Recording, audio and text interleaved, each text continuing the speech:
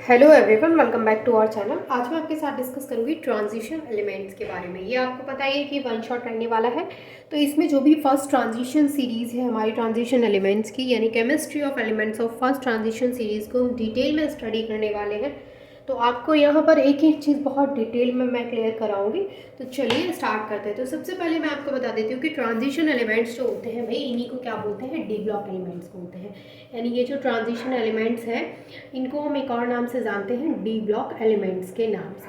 अच्छा, इसमें कुछ एक्सेप्शन भी हैं कि एक्सेप्शन क्या है वो मैं आपको बताती हूँ। कि जैसे देखो, ट्रांजिशन एलिमेंट्स जो होते हैं इनमें ना इनकम्प्लीटली और पार्शियली फिल्ड डी ऑर्बिटल्स होते हैं।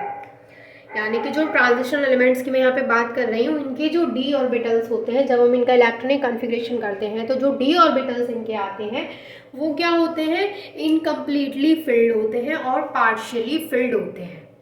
लेकिन यहाँ पर क्या है कि सारे जो डी ब्लॉक के एलिमेंट्स हैं वो सारे एलिमेंट्स ट्रांजिशन एलिमेंट्स में नहीं आते हैं, क्योंकि उनमें कुछ ऐसे एलिमेंट्स हैं जिनके डी ऑर्बिटल्स हाफ फिल्ड ना होकर के फुली फिल्ड है।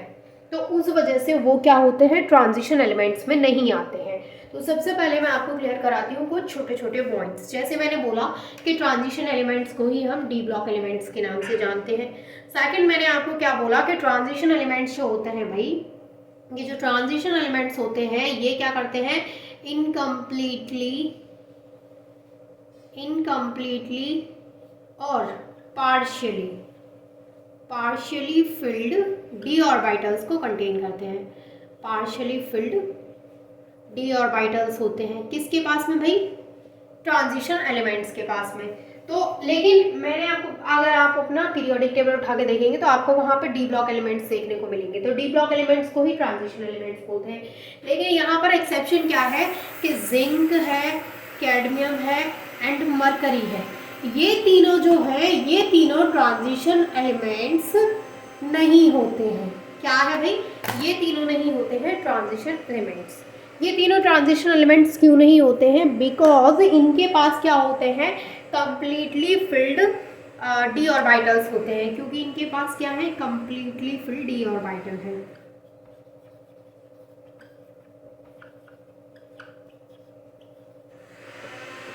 ठीक है जी, इतनी बात समझ में आई।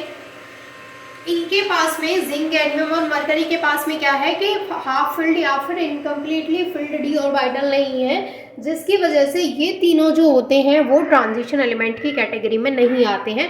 बट बाकी के जितने भी डी ब्लॉक के एलिमेंट्स हैं वो सारे ट्रांजिशन एलिमेंट्स की कैटेगरी में आते हैं। तो डेफिनेशन कैसे लिखेंगे, लिखिए ज़रा। Transition elements are also called as D block elements and then transition elements contain incompletely or partially filled d orbitals, and this definition does not include zinc, cadmium, mercury in the category of transition elements because these elements contain completely filled d orbitals। हो गई आपकी definition. तो ये बात हो गई यहाँ पे डेफिनेशन की। मैंने इसलिए बता दिया ताकि आप उसको, क्योंकि समझ तो आप चुके ही हैं लेकिन कैसे लिखना है वो मैंने आपको बता दिया। ठीक है, क्या है जी कि डी ब्लॉक एलिमेंट्स जो होते हैं उनमें सारे एलिमेंट्स आते हैं, लेकिन ट्रांजिशन एलिमेंट्स जो होते हैं उनमें डी ब्लॉक के सारे एलिमेंट्स नहीं आते हैं। तीन जो एलिमेंट्स हैं, यानी जिंक ग्रुप के जो भी एलिमेंट हैं, जैसे जिंक है, कैडमियम है, मरकरी है, ये तीनों जो है वो एक्सेप्शन, एज अ एक्सेप्शन पढ़ते हैं ट्रांजिशन एलिमेंट्स में। क्योंकि ये क्या है, ट्रांजिशन एलिमेंट्स नहीं है, एक्चुअली इनको स्यूडो ट्रांजिशन एलिमेंट्स बोलते हैं। क्योंकि इनमें क्या है, इनके जो डी ऑर्बिटल है वो हाफ फिल्ड भी नहीं है, मतलब फुली फिल्ड है, फुली फिल्ड डी ऑर्बिटल है। बाकी के जितने भी आप ट्रांजिशन एलिमेंट्स पढ़ेंगे सबके डी ऑर्बिटल आप देखेंगे तो वो इनकम्प्लीटली फिल्ड दिखेंगे। यानी वो कंप्लीटली कितने इलेक्ट्रॉन्स आते हैं, डी ऑर्बिटल में कितने आते हैं, देखिए भाई ये है हमारा डी ऑर्बिटल, और डी ऑर्बिटल में कंप्लीटली फिल्ड है, इसका मतलब 2 4 6 8 और ये 10, इस तरीके से कंप्लीटली फिल्ड है तो उसमें 10 इलेक्ट्रॉन्स आते हैं। लेकिन कंप्लीटली फिल्ड किस किस के हैं, सिर्फ जिंक का है, कैडमियम का है और मरकरी का है। तो वो तीनों हमारे ट्रांजिशन एलिमेंट्स की कैटेगरी में नहीं आते हैं। लेकिन अगर मैं वहीं पे बात कर रही हूँ बाकी के डी ब्लॉक एलिमेंट्स की, तो उन सब के जो ये डी ऑर्बिटल हैं वो पूरे तरीके से फिल्ड नहीं है। या तो किसी का आधा भरा हुआ है, आधे से कम भरा हुआ है, आधे से ज़्यादा भरा हुआ है, लेकिन पूरे तरीके से किसी का भरा हुआ नहीं है, इसलिए वो ट्रांजिशन एलिमेंट की कैटेगरी में आ रहे हैं। ठीक है, यहाँ तक आपको चीज़ें क्लियर है। चलिए अब देखो, ट्रांजिशन एलिमेंट्स जो होते हैं इनमें ना 4 सीरीज होती है, 4 सीरीज ऑफ ट्रांजिशन एलिमेंट्स। तो मैं जो आपके सामने सीरीज डिस्कस करूंगी, डिटेल में जो सीरीज डिस्कस करूंगी वो रहेगी हमारी फर्स्ट ट्रांजिशन सीरीज। तो सबसे पहले लिखिएगा कि ट्रांजिशन एलिमेंट्स में कितनी सीरीज होती है, 4 सीरीज होती है, 4 सीरीज होती है। कौन कौन सी सीरीज होती है ये समझिए। पहली जो सीरीज है वो है first transition series, first transition series.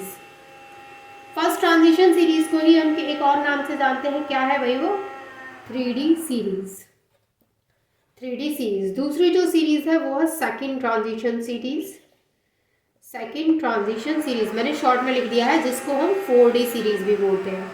Third जो है वो है थर्ड ट्रांजिशन सीरीज, जिसको हम 5D सीरीज बोलते हैं। एंड फोर्थ जो है हमारी वो है fourth transition series, fourth transition series जिसको हम 6D सीरीज बोलते हैं। तो इनको हम 3D series, 4D series, 5D series and 6D series के नाम से भी जानते हैं, as well as first, second, third and fourth transition series भी बोलते हैं। ठीक है, हम कौन सी सीरीज को आज डिटेल में स्टडी करने वाले हैं, इसको, फर्स्ट ट्रांजिशन सीरीज को। बाकी की जो है हमारी ट्रांजिशन सीरीज सेकंड और थर्ड, उसको हम नेक्स्ट जो हमारा वन शॉट पार्ट आएगा उसमें हम डिस्कस करेंगे। बट इसमें टोटली हम इसके बारे में डिस्कशन करेंगे, और इसके बारे में बहुत सारी चीज़ें बहुत ज़्यादा डिटेल में आपको मैं पढ़ाने वाली हूँ। तो बने रहिएगा एंड तक, ताकि आपका कोई भी टॉपिक और कोई भी डाउट ना रहे, ठीक है, और कोई भी टॉपिक आपका छूटे नहीं, ठीक।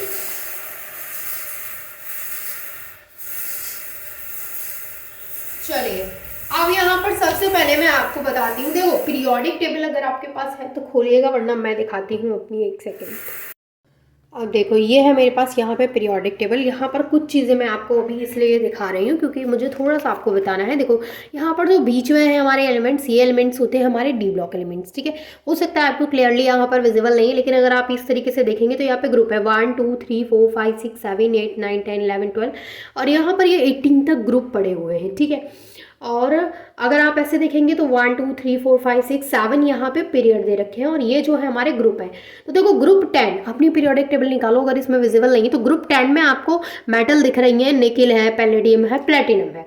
तो मैं ग्रुप 10 के एलिमेंट्स की बात कर रही हूँ, जिसमें निकिल है, पैलेडियम है, प्लेटिनम है। तो मैं इन तीनों एलिमेंट्स की बात कर रही हूँ, तो मैं आपको बताना चाहती हूँ कि ये जो तीनों एलिमेंट्स होते हैं ना, उनको एज अ कैटलिस्ट हाइड्रोजनेशन में यूज़ किया जाता है। ये कुछ इंपॉर्टेंट पॉइंट्स मैं आपको लिखा रही हूँ। देखो बनवा तो मैं यहाँ पे आपको पीरियोडिक टेबल सकती हूँ, लेकिन उसमें क्या है कि आपका टाइम और मेरा टाइम स्पेशली बहुत ज़्यादा जाएगा, और आपका भी जाएगा। भले ही चलो ठीक है मैं वीडियो बंद करके यहाँ पे बना दूंगी, लेकिन फिर भी मेरा टाइम जाएगा ना, तो इसलिए मैं नहीं बना रही, क्योंकि पीरियोडिक टेबल सभी की बुक्स में होती है, आपकी में भी होगा, और मैंने भी आपको अपनी बुक से ही दिखाई है, ठीक है। तो यहाँ पर मैं इसलिए आपको पीरियोडिक टेबल नहीं बनवा रही हूँ, लेकिन मैं कुछ इंपॉर्टेंट पॉइंट्स आपको बता देती हूँ कि जैसे ग्रुप 10 अगर आप देखेंगे, अपनी पीरियोडिक टेबल खोलिए प्लीज़, और वहाँ पे ग्रुप 10 के एलिमेंट्स देखिए। तो ग्रुप 10 में जो एलिमेंट्स हैं आपको पता है कौन कौन से हैं, निकिल है, पैलेडियम है, और इसके अलावा है प्लेटिनम। तो ये जो तीनों एलिमेंट्स जो कि आपके ग्रुप 10 में प्रेजेंट हैं, इनको हम यूज़ करते हैं, are used as a catalyst, are used as a catalyst for hydrogenation. इनको हाइड्रोजिनेशन में एज अ कैटलिस्ट यूज़ किया जाता है, ये आपको पता होना चाहिए, इम्पॉर्टेंट है कि निकिल और पैलेडियम प्लेटिनम जो है ग्रुप 10 के जो एलिमेंट्स हैं उनको किस में यूज़ करते हैं, तो इनको हम एज अ कैटलिस्ट यूज़ करते हैं। और आपने बहुत सारी रिएक्शंस कराई होंगी जहाँ पर एज अ कैटलिस्ट आपने निकेल या फिर प्लेटिनम या फिर पैलेडियम को यूज़ किया ही होगा। निकिल को तो 101% आपने कहीं ना कहीं यूज़ कर ही दिया होगा, और आपको भी पता होगा, ठीक है। अगर मैं ग्रुप 11 के एलिमेंट्स की बात करूँ तो थोड़ा सा ग्रुप 10 से आगे बढ़िए ग्रुप 11 की तरफ। तो ग्रुप 11 में अपनी पीरियोडिक टेबल में देखिए कि ग्रुप 11 में आपको यहाँ पर कौन कौन से एलिमेंट्स दिख रहे हैं। तो आपको दिख रहा होगा कॉपर, आपको दिख रहा होगा सिल्वर, आपको दिख रहा होगा गोल्ड, ठीक है। तो कॉपर है, सिल्वर है, गोल्ड है, इनको ना हम कॉइनेज मेटल बोलते हैं, they are called as coinage metal. इनको क्या बोलते हैं, are known as coinage metal, इनको कॉइनेज मेटल बोलते हैं। और भाई इनको कॉइनेज मेटल क्यों बोलते हैं ये तो आप समझ ही गए होंगे, क्योंकि they are use for making coins, क्योंकि इनका जो यूज़ किया जाता है वो कॉइन बनाने में किया जाता है। They are used for making coins, for making coins. देखो इनको कॉइनेज मेटल क्यों बोलेंगे, तो सिंपल सी चीज़ है, सबको समझ में आ रही है, क्योंकि इनका यूज़ कॉइन बनाने में किया जाता है। कौन कौन सी मेटल है, वो कॉपर है, सिल्वर है एंड गोल्ड है। ठीक है, तो ये यहाँ पे ग्रुप 11 और ग्रुप 10 के एलिमेंट्स की बात हुई। थोड़ा सा आगे बढ़ेंगे ग्रुप 12 के एलिमेंट्स की तरफ, थोड़ा सा आगे बढ़ेंगे ग्रुप 12 के एलिमेंट्स की तरफ। तो उससे पहले मैं इनको रेज कर देती हूँ। इनका आप साथ के साथ स्क्रीनशॉट लेते चलिए, या फिर अपने नोट्स, आप वीडियो को पॉज करके अपने नोट्स भी वहाँ पे प्रिपेयर कर सकते हैं, क्योंकि आप अपनी लैंग्वेज में अगर अपने नोट्स को प्रिपेयर करेंगे तो इससे ज़्यादा बेटर आपके लिए कुछ हो ही नहीं सकता है। उनको आपको बाद में याद करने की ज़रूरत भी नहीं पड़ेगी, सिर्फ आपको एज अ सिर्फ रिवाइज करना है, देखना है एक बार, आपको खुद ब खुद चीज़ें क्लियर हो जाएंगी, बिकॉज आपने अपने नोट्स अपनी लैंग्वेज में बनाए हैं, तो उनको कोई आपको याद करने में टाइम भी नहीं लगेगा और याद करने की नीड भी नहीं होगी। ठीक है, तो यहाँ पर ग्रुप 12 के एलिमेंट्स की तरफ जब आप पढ़ेंगे तो आप वहाँ पे देखेंगे कि वहाँ पे है जिंक, कैडमियम एंड मरकरी। और जिंक, कैडमियम एंड मरकरी के बारे में मैं अभी आपको बता चुकी हूँ कि these are known as pseudo transition elements, क्योंकि इनको हम ट्रांजिशन एलिमेंट्स नहीं बोलते हैं, इनको हम क्या बोलते हैं, इनको क्या बोलते हैं भाई, they are called as pseudo transition element. इनको हम बोलते हैं स्यूडो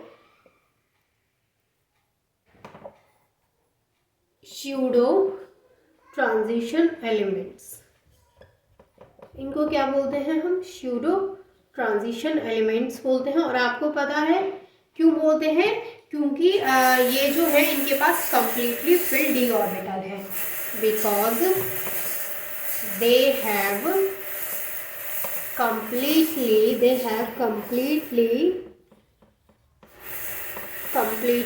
filled d ऑर्बिटल। क्योंकि अभी मैंने आपको बताया था कि ये जो है वो एज एक्सेप्शन हम पढ़ते हैं, इनको एज एक्सेप्शन हम पढ़ते हैं कि इसमें ट्रांजिशन एलिमेंट्स में, क्योंकि these are not included in transition family, यानी ट्रांजिशन एलिमेंट्स जो है उनमें इनको इंक्लूड नहीं किया गया है। ठीक है, इनको हम स्यूडो ट्रांजिशन एलिमेंट्स बोलते हैं, लेकिन ये डी ब्लॉक एलिमेंट्स के अंदर तो आते हैं बट ट्रांजिशन एलिमेंट्स में नहीं आते हैं। इतनी चीज़ समझ में आ गई आपको। इन एलिमेंट्स के बारे में एक और चीज़ कि ये जो एलिमेंट्स होते हैं इनका कोई कलर नहीं होता है, यानी कि कलरलेस होते हैं। कलरलेस क्यों होते हैं, उसका रीज़न भी यही है कि इनके पास कंप्लीटली फिल्ड डी ऑर्बिटल्स होते हैं, इसलिए ये जो है दे आर कलरलेस, ये कलरलेस होते हैं भाई।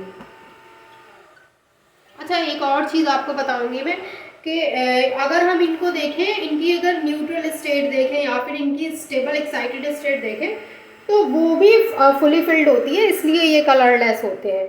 अगर मैं आपको दिखाऊं इनकी न्यूट्रल स्टेट, देखो ये है इनकी न्यूट्रल स्टेट। तो न्यूट्रल स्टेट में क्या है, मैंने लिख दिया जिंक है, कैडमियम है एंड मरकरी। ये इनकी न्यूट्रल स्टेट में इनका जो इलेक्ट्रॉनिक कॉन्फ़िगरेशन है वो है 4d10 और 4d10 के नहीं 3d10 4s2। ठीक है, ये किस में है, इनकी जब न्यूट्रल स्टेट है उसमें है। फिर अगर मैं इनकी स्टेबल एक्साइटेड स्टेट में आपको इनका इलेक्ट्रॉनिक कॉन्फ़िगरेशन दिखाऊं, स्टेबल एक्साइटेड स्टेट में अगर आप देखेंगे तो स्टेबल एक्साइटेड स्टेट कौन सी है इनकी, +2, तो Zn+2, कैडमियम +2 एंड मरकरी +2। इनकी जो स्टेबल एक्साइटेड स्टेट है, इनमें जो इनका इलेक्ट्रॉनिक कॉन्फ़िगरेशन है वो होता है 3d10 4s0। देखो इनके ऊपर +2 चार्ज लगा है, इसका मतलब ये है कि इनमें से दो इलेक्ट्रॉन्स को बाहर निकाल दिया गया है।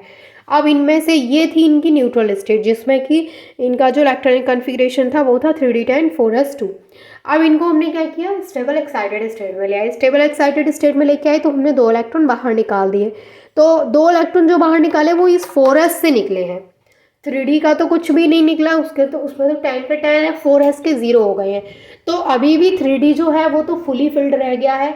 इसलिए हम बोलते हैं कि इसका जो न्यूट्रल स्टेट है और जो स्टेबल एक्साइटेड स्टेट है, उन दोनों में ही ये क्या है, फुली फिल्ड डी ऑर्बिटल्स को कंटेन करते हैं। इसलिए ये क्या होते हैं, कलरलेस होते हैं, इनका कोई कलर नहीं होता है। जबकि आप देखेंगे बाकी के ट्रांजिशन एलिमेंट्स का तो आपको कोई ना कोई वहाँ पे कलर देखने को मिलेगा।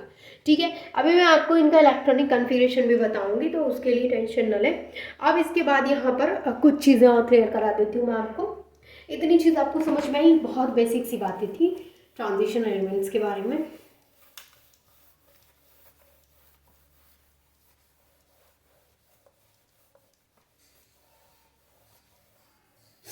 अब देखो, यहाँ पर मैंने आपको जो जो सीरीज बताई थी, तो उन सीरीज को ना आप उसमें देख लीजिएगा, किसमें, पीरियोडिक टेबल में। और फिर देखिएगा कि फर्स्ट ट्रांजिशन सीरीज कहाँ से कहाँ तक, कहाँ से स्टार्ट हुई, कहाँ पे खत्म। जैसे अगर मैं फर्स्ट ट्रांजिशन सीरीज की बात करूँ तो वो स्कैंडियम से लेकर के जिंक तक है ना। सेकेंड ट्रांजिशन सीरीज की बात करूँ तो वो यहाँ पे यट्रियम से लेके कैडमियम तक है।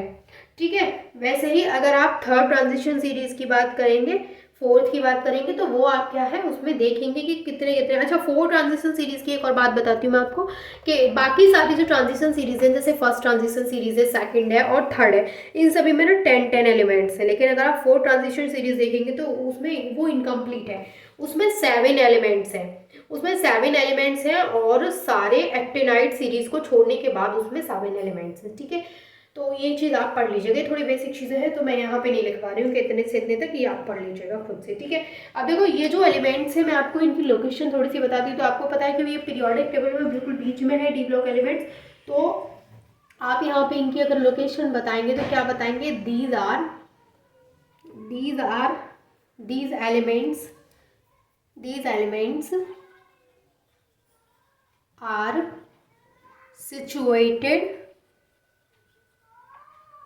situated in between S and P block elements. देखो एस ब्लॉक आपको पता है आगे की तरफ पड़ता है और पी ब्लॉक पीछे, और यानी डी ब्लॉक बीच में है। तो एस और पी ब्लॉक के बीच में ये डी ब्लॉक एलिमेंट्स यानी कि ट्रांजिशन एलिमेंट्स वहाँ पे सिचुएटेड हैं।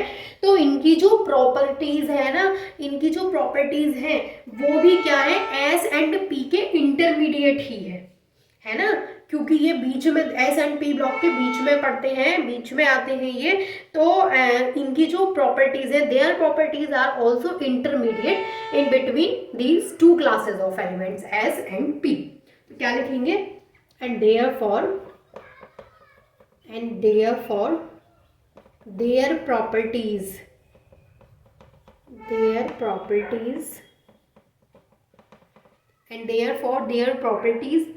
are also intermediate. Therefore their properties are also intermediate in between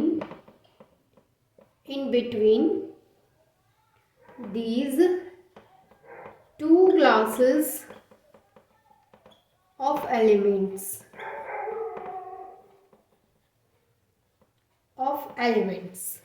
ठीक है, दो क्लासेस के एलिमेंट्स कौन कौन से हैं, S and P block elements के बीच में ही इनकी प्रॉपर्टीज पड़ती है। क्या क्या इनकी प्रॉपर्टीज रहने वाली हैं उनको मैं आपके साथ डिस्कस करूंगी ही, लेकिन उससे पहले मैं आपके साथ फर्स्ट ट्रांजिशन सीरीज के जो एलिमेंट्स हैं उनका electronic configuration with name with symbol और डिस्कस कर लेती हूँ। ठीक है, यहाँ पर मैं डिस्कस करने वाली हूँ electronic configuration of first transition series. तो यहाँ पर मैं वहाँ नहीं लिख रही हूँ, देखो ये है हमारी फर्स्ट ट्रांजिशन सीरीज़ जिनका इलेक्ट्रॉनिक कॉन्फ़िगरेशन आपके साथ डिस्कस कर रही हूँ। तो मैंने ये अपनी नोटबुक पकड़ रखी है और इसमें मैं आपको थोड़ा नज़दीक से दिखाती हूँ। देखिए ये है यहाँ पे स्कैंडियम, और स्कैंडियम का इलेक्ट्रॉनिक कॉन्फ़िगरेशन आप देखिए 1s2 2s2 2p6 3s2 3p6 3d1 4s2।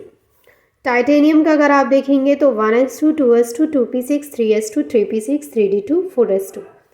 अच्छा, यहाँ पर मेन बात क्या है, देखो आगे के तो सबके सेम हैं, यहाँ तक अगर आप देखेंगे जिंक तक तो आगे के सबके सेम हैं।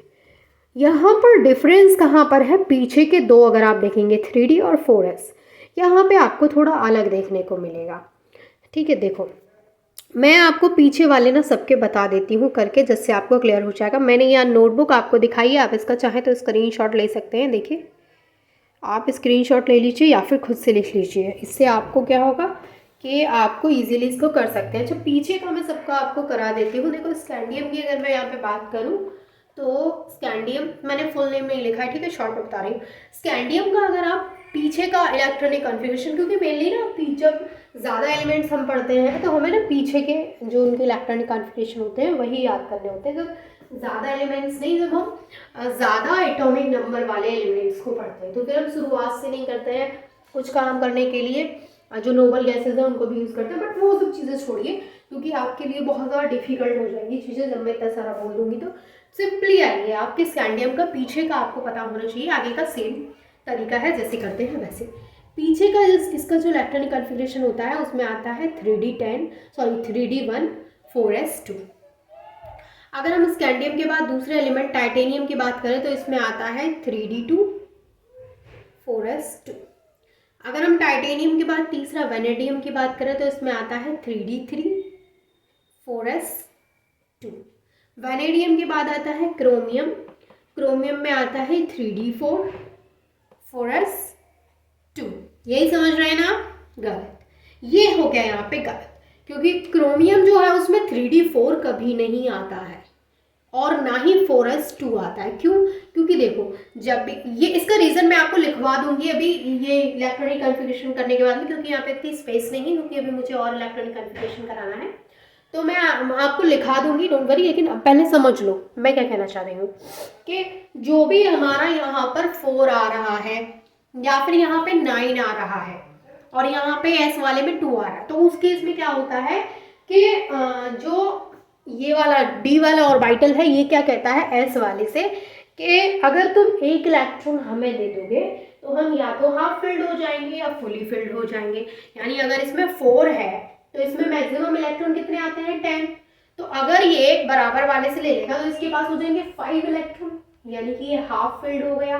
और मान के चलो अगर इसके पास 9 है तो ये बराबर वाले से एक इलेक्ट्रॉन ले लेगा तो इसमें कितने हो जाएंगे 10 इलेक्ट्रॉन, तो ये फुली फिल्ड हो गया। तो उस केस में जब ये हाफ फिल्ड होता है और जब ये फुली फिल्ड होता है उस केस में ये ज्यादा स्टेबल फील करता है, फील ही नहीं करता है, ये स्टेबल ही होता है। ठीक है, तो कोई भी इंसान मान के चलो कि आप 2 जगह जॉब करने के लिए गए, ठीक है, एक जगह मिल रहे हैं आपको 10,000 रुपये और दूसरी जगह आपको मिल रहे हैं 20,000 रुपये। दूसरी बात, जहाँ पे आपको 10,000 रुपये मिल रहे हैं वहाँ पे आपसे बोला जाए कि आपकी जो जॉब है वो क्या है, परमानेंट है, यानी आपको कोई हटा नहीं सकता, परमानेंट जॉब है आपकी। लेकिन जहाँ पे 20,000 रुपये आपको वो दे रहे हैं वो आपसे कहे कि आपकी जॉब 1 महीने में भी जा सकती है, 1.5 महीने में भी जा सकती है, 2 महीने में भी जा सकती है। कोई ऐसा नहीं कि आपको इतना टाइम उसको या हमेशा के लिए नहीं कर पाएंगे इसको। तो आप उस केस में कौन सी जॉब को सेलेक्ट करेंगे? भले ही उसमें 20,000 है इसमें 10 है, आप सोचेंगे परमानेंट वाली होनी चाहिए। तो परमानेंट कौन सी है? 10,000 वाली, तो आप उसी पे जाएंगे। यानी आप अपनी स्टेबिलिटी ढूंढेंगे, कहाँ पे मैं ज़्यादा स्टेबल रह सकूँगा, है ना, कहाँ पे मैं ज़्यादा स्टेबल रह पाऊंगी, यानी ज़्यादा थोड़े लॉन्ग टाइम तक उस चीज़ को कर पाऊंगी। ऐसा नहीं कि आज मैंने ढूंढी 1 महीने चली और फिर उसके बाद छूट गई। तो हर इंसान क्या चाहता है? स्टेबिलिटी चाहता है। तो इस केस में ये क्या है, ये 4 रह के भी काम चला सकता था ना, बट इसने काम नहीं चलाया। क्यों? क्योंकि इसे पता था कि अगर बराबर वाला S वाला हमें 1 इलेक्ट्रॉन देंगे तो हम 5 हो जाएंगे और 5 हो जाएंगे तो हम ज़्यादा स्टेबल हो जाएंगे। तो इसने बराबर वाले से दोस्ती करके 1 इलेक्ट्रॉन लेके ये तो हो गया 5 और बराबर वाले के पास रह गया सिर्फ 1। तो ये हो गया हमारा यहाँ पे इम्पोर्टेंट। तो यहाँ पर ये क्रोमियम है, क्रोमियम के हो गए यहाँ पे ये स्पेशल वाला, मैंने यहाँ पे स्टार लगाया क्योंकि इसका स्पेशल वाला इलेक्ट्रॉनिक कॉन्फ़िगरेशन है। इसके बाद बात कर लेते हैं भाई मैंगनीज की। मैंगनीज की अगर हम यहाँ पे बात करते हैं तो इसका आता है 3D5 4s2। ठीक है जी, दोनों का 3D5 है, बिकॉज इसका तो आना ही था 3D5, लेकिन उसने स्टेबिलिटी के चक्कर में एक बराबर वाले से उधार मांगी है। ठीक है, अब मैंगनीज के बाद यहाँ पे आता है आयरन का। तो आयरन का क्या होगा? 3D6 4s2। फिर उसके बाद आयरन के बाद यहाँ पे आएगा कोबाल्ट का 3d7 4s2। कोबाल्ट के बाद आएगा भाई निकिल का 3d8 4s2। एंड निकिल के बाद यहाँ पे कॉपर का आने वाला है, तो कॉपर का क्या आएगा भाई बताओ, 3d9 4s2 आएगा या फिर 3d10 4s1 आएगा।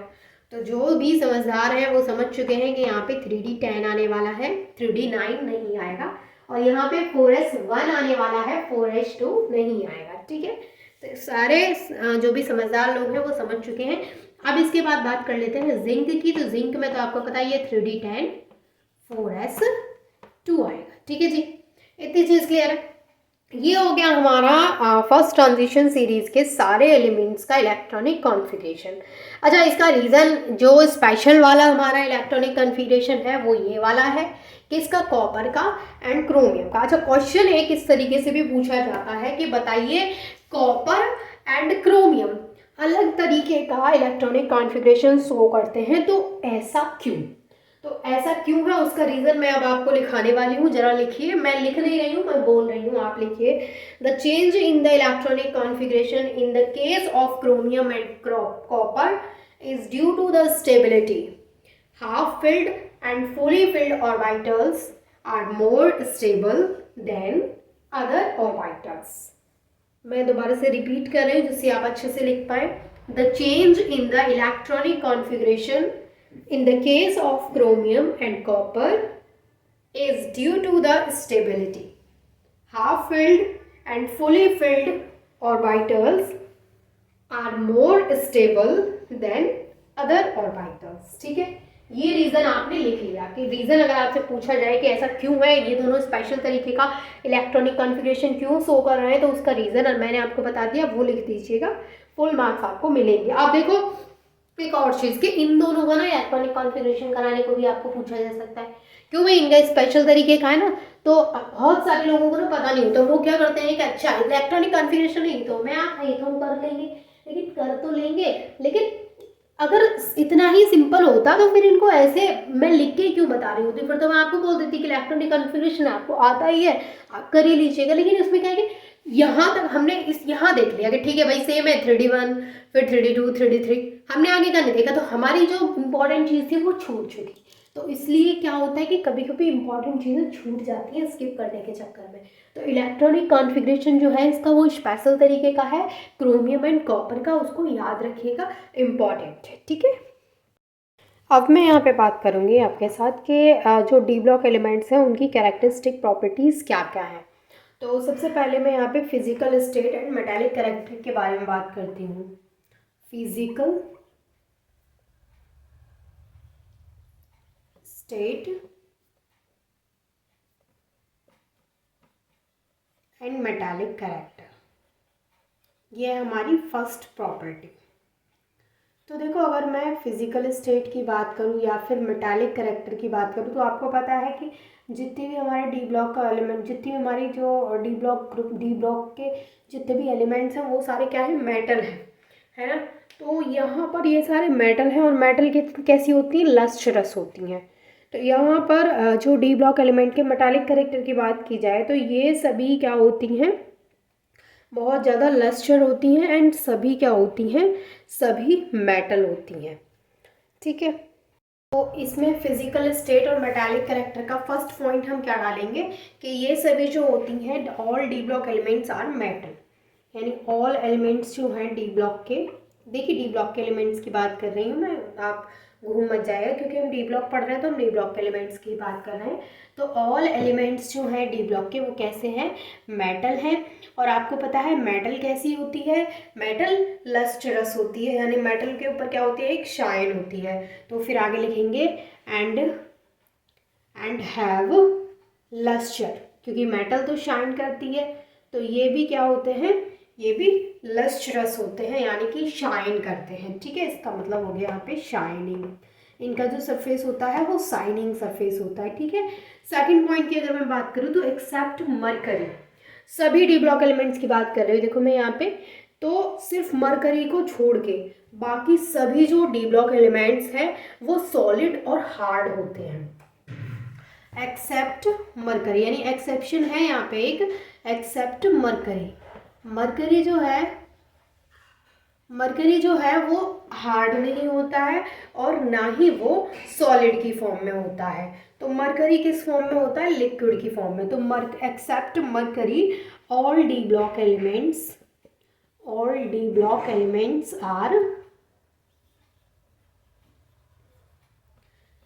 Are solid and hard.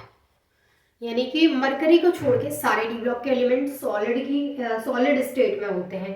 लेकिन अगर मरकरी की बात की जाए, एंड मरकरी की मैं यहाँ पे Hg लिख देती हूँ, ठीक है, इसको सिंबल लिख देती हूँ। अगर मैं मरकरी की बात करूँ तो ये क्या है? It is liquid at room temperature. Room temperature पर जो हमारा मरकरी होता है वो क्या होता है भाई? लिक्विड की फॉर्म में होता है, जबकि बाकी के सारे जो डी ब्लॉक के एलिमेंट्स हैं वो सारे सॉलिड फॉर्म में होते हैं। लेकिन मरकरी का तो आपने सुना भी होगा कि मरकरी जो होता है वो एज अ एक्सेप्शन यहाँ पे वर्क करता है और वो रूम टेम्परेचर पर लिक्विड स्टेट में होता है, ठीक है। इसके बाद नेक्स्ट जो हमारा पॉइंट आता है वो ये है कि जो ट्रांजिशन मेटल्स होते हैं ये ना एक स्ट्रॉन्ग बॉन्ड को कंटेन करते हैं जिसको मेटालिक बॉन्ड बोलते हैं। आपको पता है मेटल्स के बीच में बॉन्ड है तो उसको मेटालिक बॉन्ड तो बोलेंगे ही, लेकिन इनका जो बॉन्ड होता है ट्रांजिशन मेटल का वो बहुत स्ट्रॉन्ग होता है और उसी बॉन्ड को हम मेटालिक बॉन्ड बोलते हैं। तो हम लिखेंगे transition metals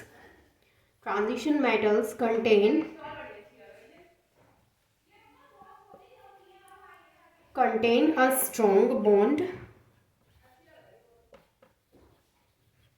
known as metallic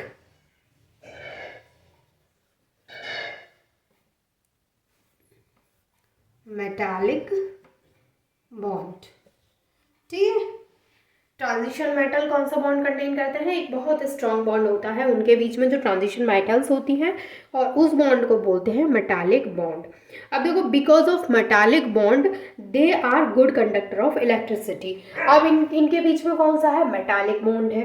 तो मेटालिक बॉन्ड की वजह से ये क्या होते हैं? इलेक्ट्रिसिटी के गुड कंडक्टर होते हैं। तो आगे लिख लीजिएगा, दे आर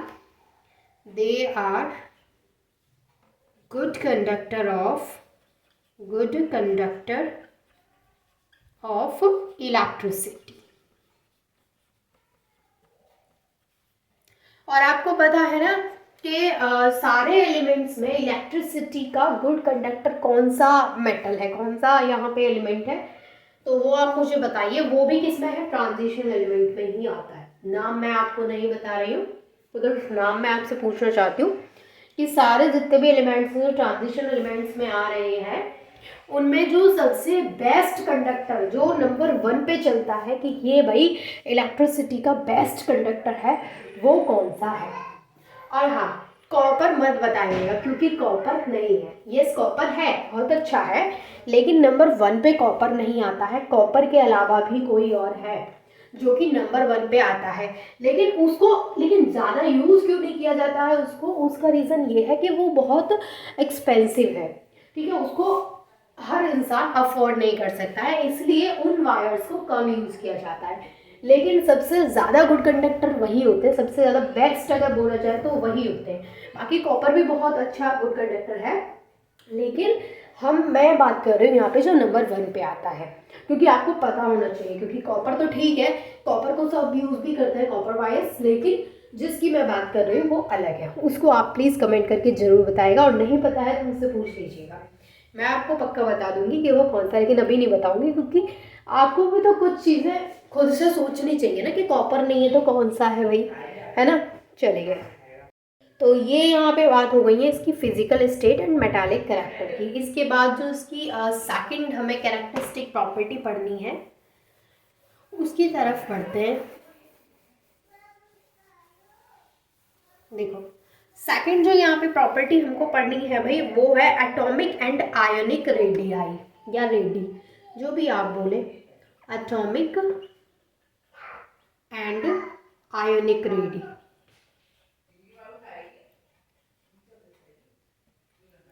अब देखो यहाँ पर ना दो चीज़ें हैं। एक तो ये आपको पढ़ना है कि जो एटॉमिक रेडी जो होती है ना वो जनरली ना डिक्रीज होती है विद इंक्रीज एटॉमिक नंबर।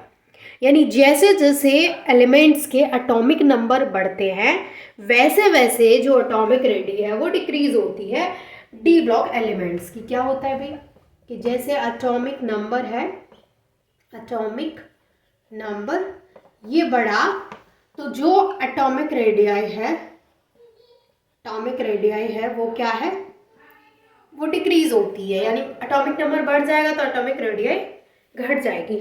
लेकिन अगर मैं फर्स्ट ट्रांजिशन सीरीज के रेस्पेक्ट में बात करूं तो सिर्फ और सिर्फ फर्स्ट ट्रांजिशन सीरीज की बात करूं जिसको हम 3D सीरीज बोलते हैं, तो उनका कुछ अलग है। उनका ये है कि जो एटॉमिक रेडी है वो स्लोली डिक्रीज होती है फ्रॉम स्कैंडियम टू क्रोमियम। देखो स्कैंडियम से क्रोमियम तक स्लोली डिक्रीज होगी, यहाँ पे स्लोली डिक्रीज। ठीक है, ये मैं फर्स्ट ट्रांजिशन सीरीज के रेस्पेक्ट में बात कर रही हूँ, दैट इज 3D सीरीज के रेस्पेक्ट में। ठीक है, तो ये स्कैंडियम से लेके क्रोमियम तक स्लोली डिक्रीज होती है but from chromium to copper. लेकिन फिर ये क्रोमियम से कॉपर तक फिर क्या होती है, रिमेन्स सेम रहती है, but from chromium to copper it almost remains same. ये क्या है, रिमेन्स सेम। अच्छा, मैंने आपको ये लिखवाई तो है नहीं कि इसकी इतनी है उसकी इतनी है, तो वो आप ना पीरियोडिक टेबल में देख लीजिएगा, उसमें होती है, तो वहाँ आप देख लेंगे। ठीक है, तो ये आप चीज़ पढ़ लीजिएगा। मैंने फर्स्ट ट्रांजिशन सीरीज के रिस्पेक्ट में आपको ये बता दिया कि स्कैंडियम से क्रोमियम तक जब हम बढ़ते हैं तो स्लोली डिक्रीमेंट देखने को मिलता है and from chromium to copper it almost remains same. ठीक है जी, यहाँ तक चीज़ें क्लियर है। चलिए बहुत बढ़िया, ये हो गया हमारा सेकंड जो यहाँ पे प्रॉपर्टी थी। अगर मैं यहाँ पे थर्ड प्रॉपर्टी की बात करूँ तो थर्ड प्रॉपर्टी जो है वो है मेल्टिंग पॉइंट की। वो बात करते हैं हम यहाँ पे मेल्टिंग पॉइंट की। तो हम यहाँ पे ना डी ब्लॉक के एलिमेंट्स के मेल्टिंग पॉइंट की बात कर रहे हैं। जनरली मैं फर्स्ट ट्रांजिशन सीरीज के रिस्पेक्ट में नहीं बता रही हूँ आपको, सारे डी ब्लॉक एलिमेंट्स में बता रही हूँ कि except the element of zinc group. Zinc group में जितने भी एलिमेंट आ रहे हैं, आपको पता है जिंक, कैडमियम, मरकरी, वो जिंक ग्रुप के एलिमेंट्स। तो जिंक ग्रुप के एलिमेंट्स को छोड़ करके बाकी जितने भी डी ब्लॉक एलिमेंट्स हैं इन सभी के जो मेल्टिंग पॉइंट्स होते हैं वो हाई होते हैं। क्या लिखेंगे भाई, except zinc group. Zinc group, zinc group को छोड़ करके all the D block elements, all the D block elements have high melting points. यानी जितने भी डी ब्लॉक एलिमेंट्स हैं हमारे जिनमें जिंक ग्रुप को हमने छोड़ दिया, जितने भी जिंक ग्रुप में आ रहे हैं उनको छोड़ने के बाद सभी जो डी ब्लॉक एलिमेंट्स हैं उनके मेल्टिंग पॉइंट क्या होते हैं, जनरली हाई होते हैं। जनरली इनके जो मेल्टिंग पॉइंट होते हैं ना वो ग्रेटर देन 1000 डिग्री सेल्सियस होते हैं। क्या लिखेंगे आप, जनरली मेल्टिंग पॉइंट जो होते हैं वो ग्रेटर देन 1000 डिग्री सेल्सियस होते हैं। ठीक है जी, यहाँ पर क्या है कि मेल्टिंग पॉइंट जो है आपके डी ब्लॉक एलिमेंट्स के वो 1000 से ऊपर होते हैं। लेकिन अगर जिंक ग्रुप की बात करें, जिंक ग्रुप में जो जिंक फैमिली की अगर मैं बात करूँ तो इनके जो मेल्टिंग पॉइंट है भाई इनके हाई नहीं होते हैं। रीज़न तो सब जानते हैं, मुझे बताने की क्या आवश्यकता है, क्यों भाई रीज़न बताने की नीड तो नहीं है ना, अब तो आपको पता है। देखो जिंक ग्रुप के बॉइलिंग पॉइंट भी क्या होते हैं, क्या होते हैं बताइए, इसके बॉइलिंग पॉइंट जो होते हैं जिंक ग्रुप के वो भी हाई नहीं होते हैं, क्योंकि आपको पता है कि जो हमारा जिंक ग्रुप है लाइक जिंक, कैडमियम, मरकरी, इनके लो मेल्टिंग पॉइंट होते हैं because they have fully filled D orbital. तो इनके पास फुली फिल्ड डी ऑर्बिटल है तो they can not form covalent bond, तो ये कोवेलेंट बॉन्ड नहीं बना सकते हैं। तो इनके जो मेल्टिंग पॉइंट और बॉइलिंग पॉइंट होते हैं वो क्या होते हैं, लो होते हैं। तो यहाँ अब तक चीज़ें क्लियर है, तो आगे की प्रॉपर्टी डिस्कस करती हूँ मैं। फोर्थ जो यहाँ पे प्रॉपर्टी मैं आपके साथ डिस्कस कर रही हूँ वो है बॉइलिंग पॉइंट, वो है बॉइलिंग पॉइंट। मैंने क्या बोला आपको कि except zinc group boiling point of these elements are high due to strong bond. Same चीज़ है, except zinc family zinc group को हम यहाँ पे छोड़ देंगे, ये बेचारा एक्सेप्शन है। Except zinc group boiling point of D block elements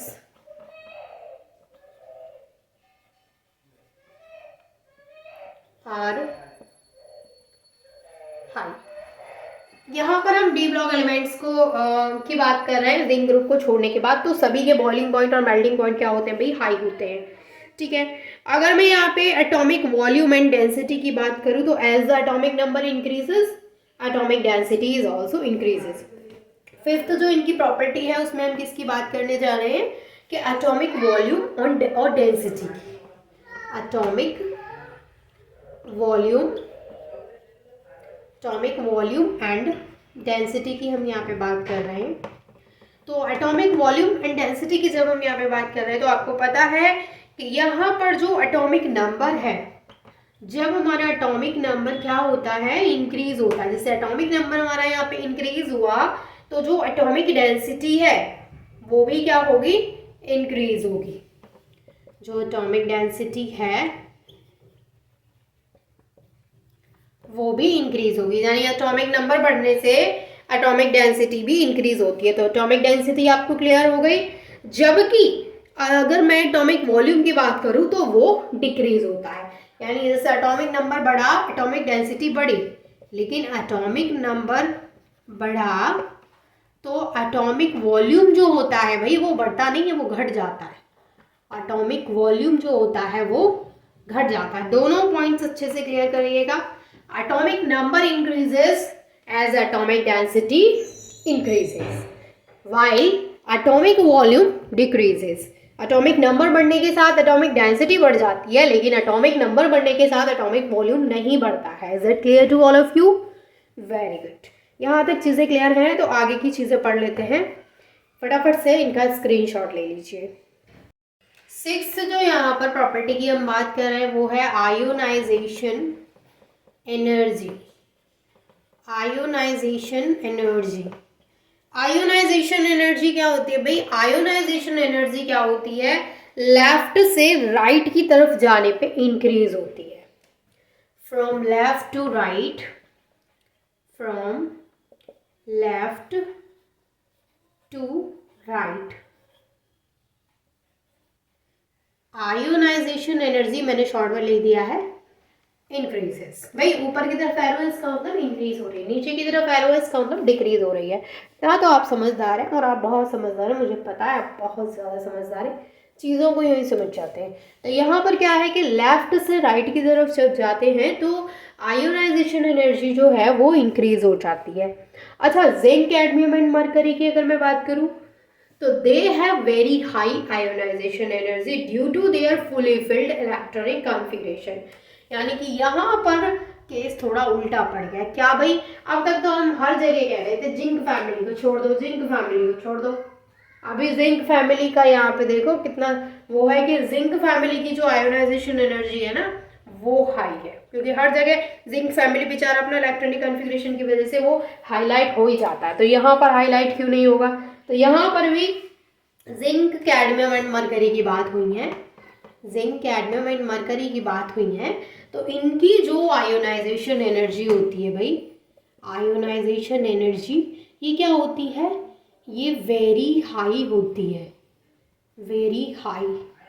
इनकी आयोनाइजेशन वेरी हाई होती है due to their fully filled electronic configuration. ये चीज़ बार बार आपको बताने की ज़रूरत तो है नहीं है ना भाई, क्योंकि आपको पता है कि अगर इनका मेल्टिंग पॉइंट लो है, अगर इनका बॉइलिंग पॉइंट लो है, अगर इनकी आयोनाइजेशन एनर्जी ज़्यादा है, अगर ये कलर शो नहीं कर रहे हैं, अरे ये कुछ भी नहीं कर रहे हैं ना, जो भी नहीं कर रहे हैं उन सब का रीज़न वही है कि ये क्या है, इनके पास फुली फिल्ड ऑर्बिटल है। यही रीज़न है सारी चीज़ों के पीछे। कुछ भी आपसे अलग अलग पूछा जाए ना, एक ही रीज़न दे दो भाई इन तीनों के लिए, तो कि इनके पास फुली फिल्ड डी ऑर्बिटल है, इनकी स्टेबल एक्साइटेड स्टेट में भी और इनकी ग्राउंड स्टेट में भी। ये कलर शो नहीं करेंगे क्योंकि इनकी स्टेबल एक्साइटेड स्टेट भी मैंने आपको दिखा दी 3d10 का, क्योंकि 2 ये +2 वाली स्टेट में सबसे ज़्यादा स्टेबल थे, है ना। तो फिर क्या है भाई, एक ही रीज़न है, एक ही रीज़न है, एक ही रीज़न है, एक ही रीज़न है। अब तो आपको रट गया होगा, zinc, cadmium, mercury, zinc, cadmium, mercury हर जगह सबसे ऑपोजिट चल रहा है। जहाँ पे सबके बॉइलिंग पॉइंट हाई, वहाँ इनका लो, जहाँ मेल्टिंग पॉइंट हाई वहाँ इनका लो, जहाँ सबकी आयोनाइजेशन एनर्जी कम वहाँ इनकी हाई।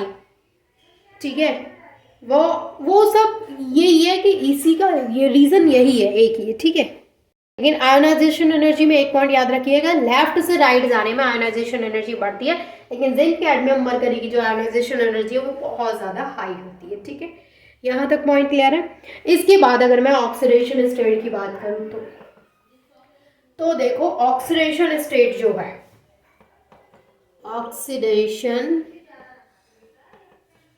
स्टेट देखो भाई, all the d block elements shows different oxidation state। सभी d block elements जो हैं, all the d block elements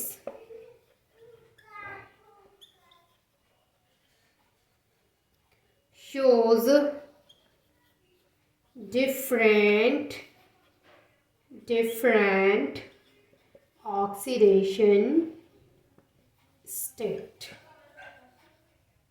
ठीक है भाई, ठीक है ना, मैं हमेशा भाई बोलती हूँ तो ठीक है बहनों, बहन भी तो बोलना चाहिए ना, तो ठीक है बहनों। तो यहाँ पर ऑक्सीडेशन स्टेट क्या है, all the D block element shows different. देखो सारे जो डी ब्लॉक एलिमेंट्स होते हैं ना वो अलग अलग ऑक्सीडेशन स्टेट शो करते हैं, यानी कोई +2 है कर रहा है, कोई +1, कोई +3। एक्चुअल में क्या है कि एक एक एलिमेंट अगर आप यहाँ पे देखेंगे ना, एक कण अगर आप इस एलिमेंट का देखेंगे तो आप देखेंगे कि वो कई ऑक्सीडेशन स्टेट्स होकर रहा है, यानी बहुत सारी ऑक्सीडेशन स्टेट्स होकर रहा है। वो +2 में भी है, +3 में भी है, +4 में भी है। तो भाई बहुत ही थोड़े से पर याद करना बहुत ईजी है, पता है इनके ऑक्सीडेशन स्टेट जो है फर्स्ट ट्रांजिशन सीरीज की करा रही हूँ मैं आपको। भाई याद करना तो इतना बढ़िया है, कैसे बढ़िया है, चलो कराती हूँ याद फटाफट से। ये जो 7 मैंने प्रॉपर्टीज कराई हैं इनको लिखिए, और इस ऑक्सीडेशन स्टेट के बाद में मैं आपको फर्स्ट ट्रांजिशन सीरीज की ऑक्सीडेशन स्टेट करा रही हूँ। देखो आपको पता है कि हम फर्स्ट ट्रांजिशन सीरीज को डिटेल में पढ़ रहे हैं। डिटेल का मतलब डिटेल होता है, डिटेल का मतलब डिटेल होता है तो कुछ भी छोड़ना नहीं होता है, कुछ भी छोड़ना नहीं होता है, तो सब कुछ पढ़ना होता है ना। और सिर्फ वीडियो देखना नहीं होता है, उसको याद करना भी होता है, ये आपके लिए है। ठीक है भाई, आप देखो यहाँ पे अब हम बात करेंगे ऑक्सीडेशन स्टेट की, कितनी बढ़िया ऑक्सीडेशन स्टेट है। सबसे पहले हम सारे एलिमेंट्स के नाम लिखेंगे, स्कैंडियम, टाइटेनियम, वैनेडियम, क्रोमियम। ये मैं ना CR ऐसे ही बनाती हूँ, चलो रुको, क्रोमियम, मैंगनीज, मैंगनीज का मैंने क्या बना दिया, magnesium, manganese, iron, cobalt, nickel, copper, zinc. लो जी, बन गए सारे, बढ़िया, सारे बन चुके हैं, सारे एलिमेंट्स बना दिए। 1 मिनट गिन लेती हूँ, 1 2 3 4 5 6 7 8 9 10। देखो 10 एलिमेंट्स हो गए हैं।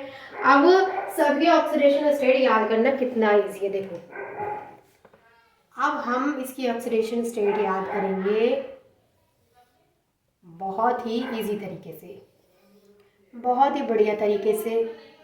नंबर 1 देखो, नंबर 1 साबुन नहीं, नंबर 1 तरीका। ठीक है, देखो सबसे पहले हम इनका एक एक कॉलम छोड़ते हुए चलेंगे, सबका छोड़ दो भाई, सबका एक एक कॉलम छोड़ दो।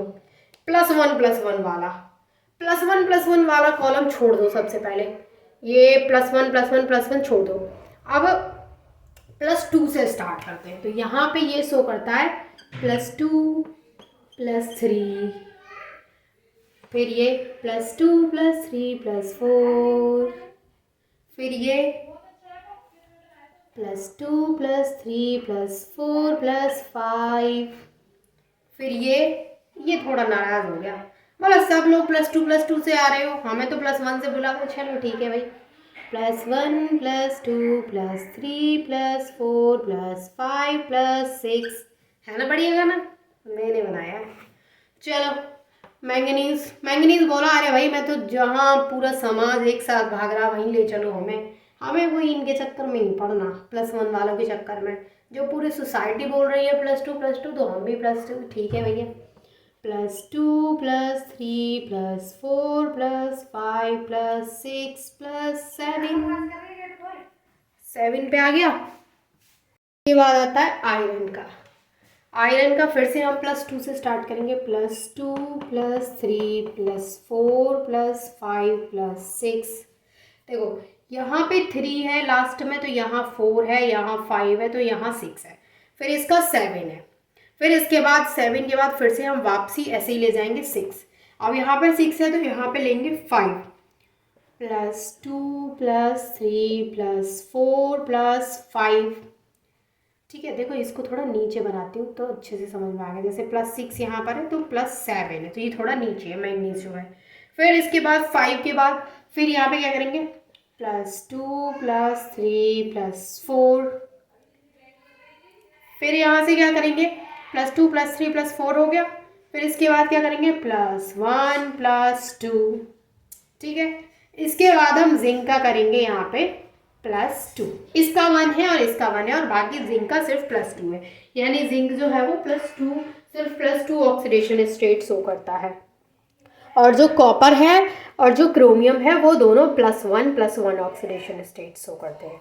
तो ये थी इनको, आप इजीली इनको याद कर सकते हैं कि यहाँ पे +3 आ रहा है नीचे, यहाँ पे +4 आ रहा है नीचे, यहाँ पे +5 आ रहा है, यहाँ पे +6 आ रहा है। ठीक है, तो मैंगनीज में लास्ट में +7 आ रहा है। उसके बाद देखो यहाँ पे 6 है तो यहाँ 6, यहाँ 5, यहाँ 5, यहाँ 4, यहाँ 4, यानी एक इस तरीके का पैटर्न यहाँ पे आ गया है कि 7 है, फिर 6 5 4 3 5 के बाद में क्या, 4 के बाद में 3 नहीं है। हाँ देखो यहाँ पर एक चीज़ याद रखिएगा, यहाँ पे 3 नहीं है, उसके बाद 2 है, दोनों जगह 2 है और उसमें +1 है। तो थोड़ा सा 1-2 का आपको लगेगा याद करने में डिफिकल्ट, बाकी का सबका इजी सा है, आप याद कर सकते हैं क्योंकि सेम पैटर्न फॉलो हो रहा है। ठीक है, अब यहाँ पर इनकी कुछ प्रॉपर्टीज़ हैं। अब इसके बाद मैं आपको इनके बारे में कुछ चीज़ें लिखाती हूँ। तो ये हो गई इसकी ऑक्सीडेशन स्टेट सबकी। ठीक है, ये हमने फर्स्ट ट्रांजिशन सीरीज के रेस्पेक्ट में पढ़ रहे हैं, तो फर्स्ट ट्रांजिशन सीरीज की सबकी ऑक्सीडेशन स्टेट यहाँ पर देख ली है। अब इसके बाद देखो यहाँ पे एक तो ये इंपॉर्टेंट पॉइंट के जो most of the D orbitals होते हैं वो क्या होते हैं, कलरफुल होते हैं, because they have incompletely field D orbital. यानी ज़्यादातर जो डी ऑर्बिटल हैं, जो जिनके की कुछ एक्सेप्शन तो आपको पता ही, जिंक ग्रुप का एक्सेप्शन है क्योंकि वहाँ पे वो फुली फिल्ड डी ऑर्बिटल है। तो जो यहाँ पर most of the D orbital हैं, most of the D orbitals हैं वो क्या होते हैं भाई, कलरफुल होते हैं। और कलरफुल क्यों होते हैं तो उसका रीजन आपको पता है, because they have incompletely field D orbital, because they have incompletely field D orbital. ठीक है, जितने भी हमारे यहाँ पर डी ऑर्बिटल्स होंगे वो सारे कलरफुल होंगे, क्योंकि जितने भी डी ऑर्बिटल्स हैं आपको पता है इन सभी के जो मतलब डी ऑर्बिटल्स नहीं, सभी जितने भी, मैंने क्या लिखा है, most of the D orbitals, no no no, most of the D block elements, सारे जो डी ब्लॉक एलिमेंट्स हैं, मोस्ट ऑफ द, क्योंकि वहाँ पर एक्सेप्शन भी है, तो most of the D block elements जो हैं वो कलरफुल है, यानी वो कलर शो करते हैं। लेकिन जिंक कैडमियम मरकरी जो होते हैं वो कलर शो नहीं करते हैं, क्योंकि कलर शो करने का रीज़न एक ही है कि इन सब के जो डी ऑर्बिटल हैं वो इनकम्प्लीटली फिल्ड होते हैं, इसलिए ये कलर शो करते हैं। लेकिन जिंक और कैडमियम मरकरी के केस में क्या है, उनके डी ऑर्बिटल इनकम्प्लीटली फिल्ड नहीं है, फुली फिल्ड है, तो उस केस में क्या है, वो उस केस में वो कलर शो नहीं करते हैं। ठीक है, अच्छा एक और पॉइंट यहाँ पर इम्पॉर्टेंट है कि जो टाइटेनियम 3+ है, टाइटेनियम 3+ जो है ये पर्पल कलर का होता है, इज पर्पल। अच्छा ये क्वेश्चन ना इम्पॉर्टेंट है, वाइवा के पर्पज से भी इम्पॉर्टेंट है, वैसे भी इम्पॉर्टेंट है अगर 1 नंबर में पूछा जाए तो, और आपकी जनरल नॉलेज के लिए भी इम्पॉर्टेंट है। देखो टाइटेनियम 3+ जो है ये ना पर्पल कलर का होता है, जबकि टाइटेनियम 4+ की अगर मैं बात करूँ, टाइटेनियम +4 यानी 4+ की अगर मैं बात करूँ तो ये कलरलेस होता है। ये कैसा होता है, कलरलेस होता है। तो यहाँ से पूछा जाता है कि रीज़न बताइए वाई, क्या रीज़न है कि टाइटेनियम 3+ तो पर्पल कलर शो कर रहा है, वाइल टाइटेनियम 4+ जो है वो कोई कलर ही शो नहीं कर रहा है, कलरलेस है। तो इसके पीछे का रीज़न क्या है कि जो टाइटेनियम 4+ है इसमें जो नंबर ऑफ इलेक्ट्रॉन्स प्रेजेंट है इन 3D ऑर्बिटल ये 0 है। टाइटेनियम 4+ में जो नंबर ऑफ इलेक्ट्रॉन्स प्रेजेंट हैं टाइटेनियम 4+ में, जो नंबर ऑफ इलेक्ट्रॉन्स प्रेजेंट हैं इन 3D ऑर्बिटल, वो क्या है, वो ज़ीरो है, इज ज़ीरो, वो ज़ीरो है। लेकिन वहीं पर टाइटेनियम 3+ की बात करें तो इसमें क्या है, there is a 1 electron present in 3D orbital. अच्छा, इनका आप खुद से करके देखिएगा इलेक्ट्रॉनिक कॉन्फ़िगरेशन यही आएगा कि नहीं। तो टाइटेनियम 3+ की बात में अगर मैं बात करूं, वाइल टाइटेनियम 3+ की बात कर रहे हैं, तो there is 1 electron present in 3D orbital, there is 1 electron present in 3D orbital. Titanium 4+ जो है वो कलरलेस है, क्योंकि सारे जो वहाँ पे जो इलेक्ट्रॉन्स हैं 3D ऑर्बिटल में वो ज़ीरो हैं। और टाइटेनियम 3+ जो है उसमें एक इलेक्ट्रॉन प्रेजेंट है D ऑर्बिटल में, इसलिए वो पर्पल कलर शो करता है। ठीक है, अब हम इनके सारे एलिमेंट्स को, जैसे स्कैंडियम है, टाइटेनियम है, उनके बारे में एक एक करके उनकी सारी प्रॉपर्टीज़ को पढ़ते हैं। स्कैंडियम के अगर मैं एटॉमिक नंबर की बात करूं, स्कैंडियम का एटॉमिक नंबर होता है भाई 21। साइन क्या है इसका साइन आपको पता है Sc। स्कैंडियम, यहाँ पे पूरा नाम लिख देती हूँ फिर इसका मैं, स्कैंडियम। ठीक है, स्कैंडियम इसका पूरा नाम है, और इसका यहाँ पे सिंबल है, साइन है Sc। एटॉमिक नंबर है इसका 21। ये कौन से ग्रुप में प्रेजेंट है, तो आप पीरियोडिक टेबल में देखेंगे तो ये ग्रुप 3 में प्रेजेंट है। कौन से पीरियड में प्रेजेंट है ये, तो ये आप देखेंगे तो ये 4th पीरियड में प्रेजेंट है। और इसका इलेक्ट्रॉनिक कॉन्फ़िगरेशन क्या है, तो इसका इलेक्ट्रॉनिक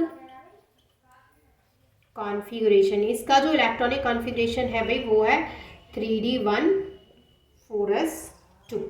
ठीक है, अब देखो यहाँ पर आपको पता है कि ये क्या है, ये मेटल है, तो ये मेटल इसमें लस्टर तो होगी, इसमें सिल्वर लाइक लस्टर होती है। ठीक है, लेकिन ये सब तो मैं आपको प्रॉपर्टीज बता चुकी हूँ, इसकी ऑक्सीडेशन स्टेट भी आपको बता चुकी हूँ, तो वो मैं दोबारा नहीं बताऊंगी। आपको पता है कि लस्टरस होती है, इसका मेल्टिंग पॉइंट, हाँ लेकिन इसका मेल्टिंग पॉइंट वगैरह लिखा देती हूँ। देखो इसका जो मेटल है, इसका जो मेल्टिंग पॉइंट होता है 1540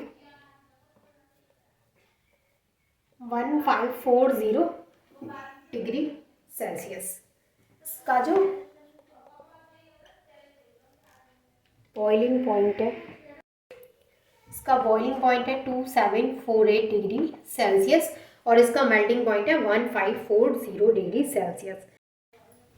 इतनी चीज़ आपको क्लियर हो गई। इसकी अगर मैं यहाँ पे आपको बाइनरी कंपाउंड्स बताऊँ कि स्कैंडियम कौन कौन से बाइनरी कंपाउंड्स बनाता है, तो एक तो बना के बता देती हूँ कौन कौन से बाइनरी कंपाउंड्स बनाता है।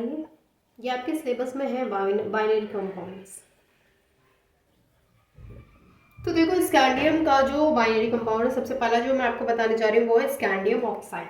ये क्या बनाता है, ऑक्साइड बनाता है, तो उसको बोलते हैं हम स्कैंडियम ऑक्साइड।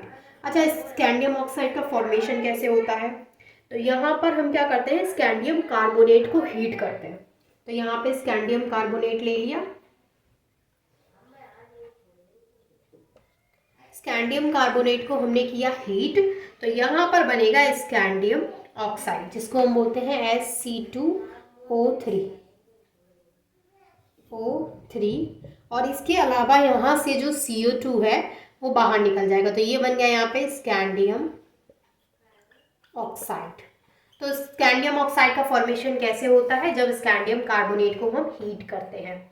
ठीक है, दूसरा एक और मेथड है स्कैंडियम ऑक्साइड के फॉर्मेशन का, कि हम क्या करें, यहाँ पे जो स्कैंडियम है, जो यहाँ पे स्कैंडियम है उसको हम क्या कर दें, उसको वाटर के साथ में हीट कर दें।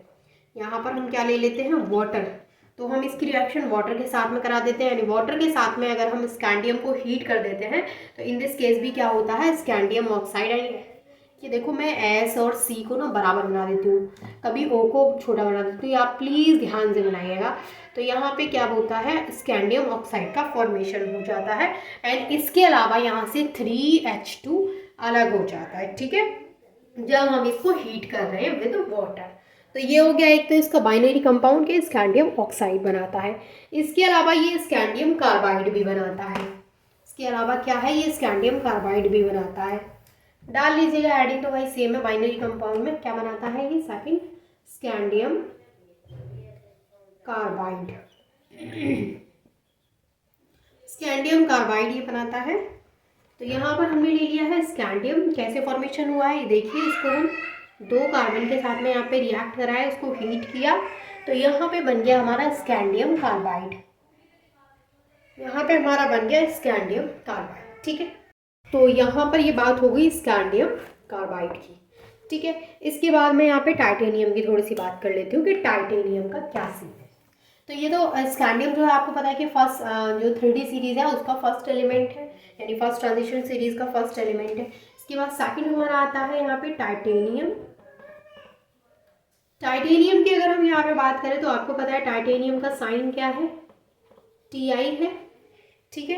एटॉमिक नंबर क्या है, एटॉमिक नंबर क्या है 22 है। ग्रुप कौन से में है, ग्रुप सेम है 4 में।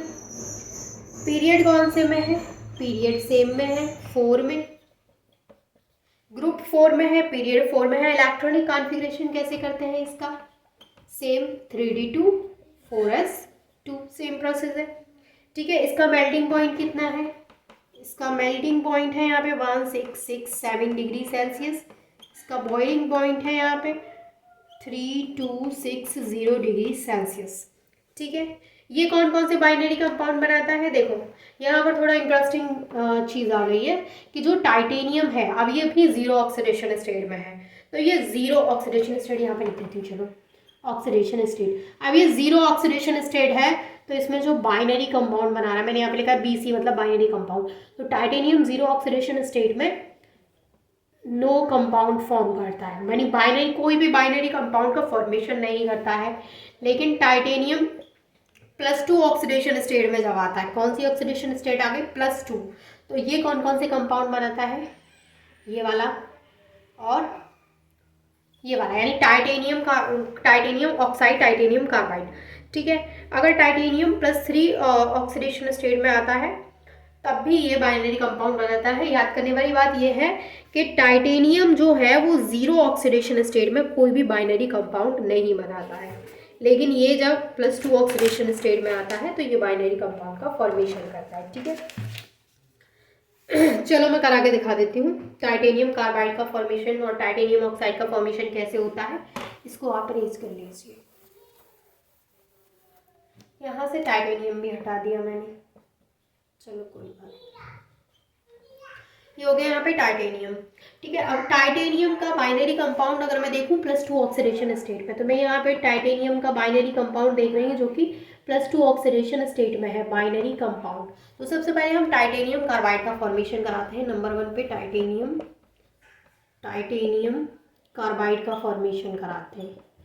टाइटेनियम कार्बाइड का फॉर्मेशन कैसे होता है, यहाँ पर हम टाइटेनियम ऑक्साइड लेंगे और उसको हम किसके साथ में, कार्बन के साथ में रिएक्ट करा देंगे। यहाँ पर टेम्परेचर जो होगा वो 700 से 1800 डिग्री सेल्सियस के बीच में रखेंगे और यहाँ पे हमें टाइटेनियम कार्बाइड मिल जाएगा और यहाँ से कार्बन डाइऑक्साइड अलग हो जाएगा, ठीक है, ठीक है।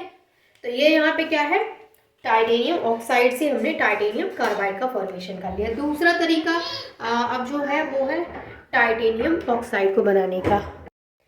अब मैं यहाँ पे टाइटेनियम ऑक्साइड का फॉर्मेशन करा के दिखाती हूँ आपको। टाइटेनियम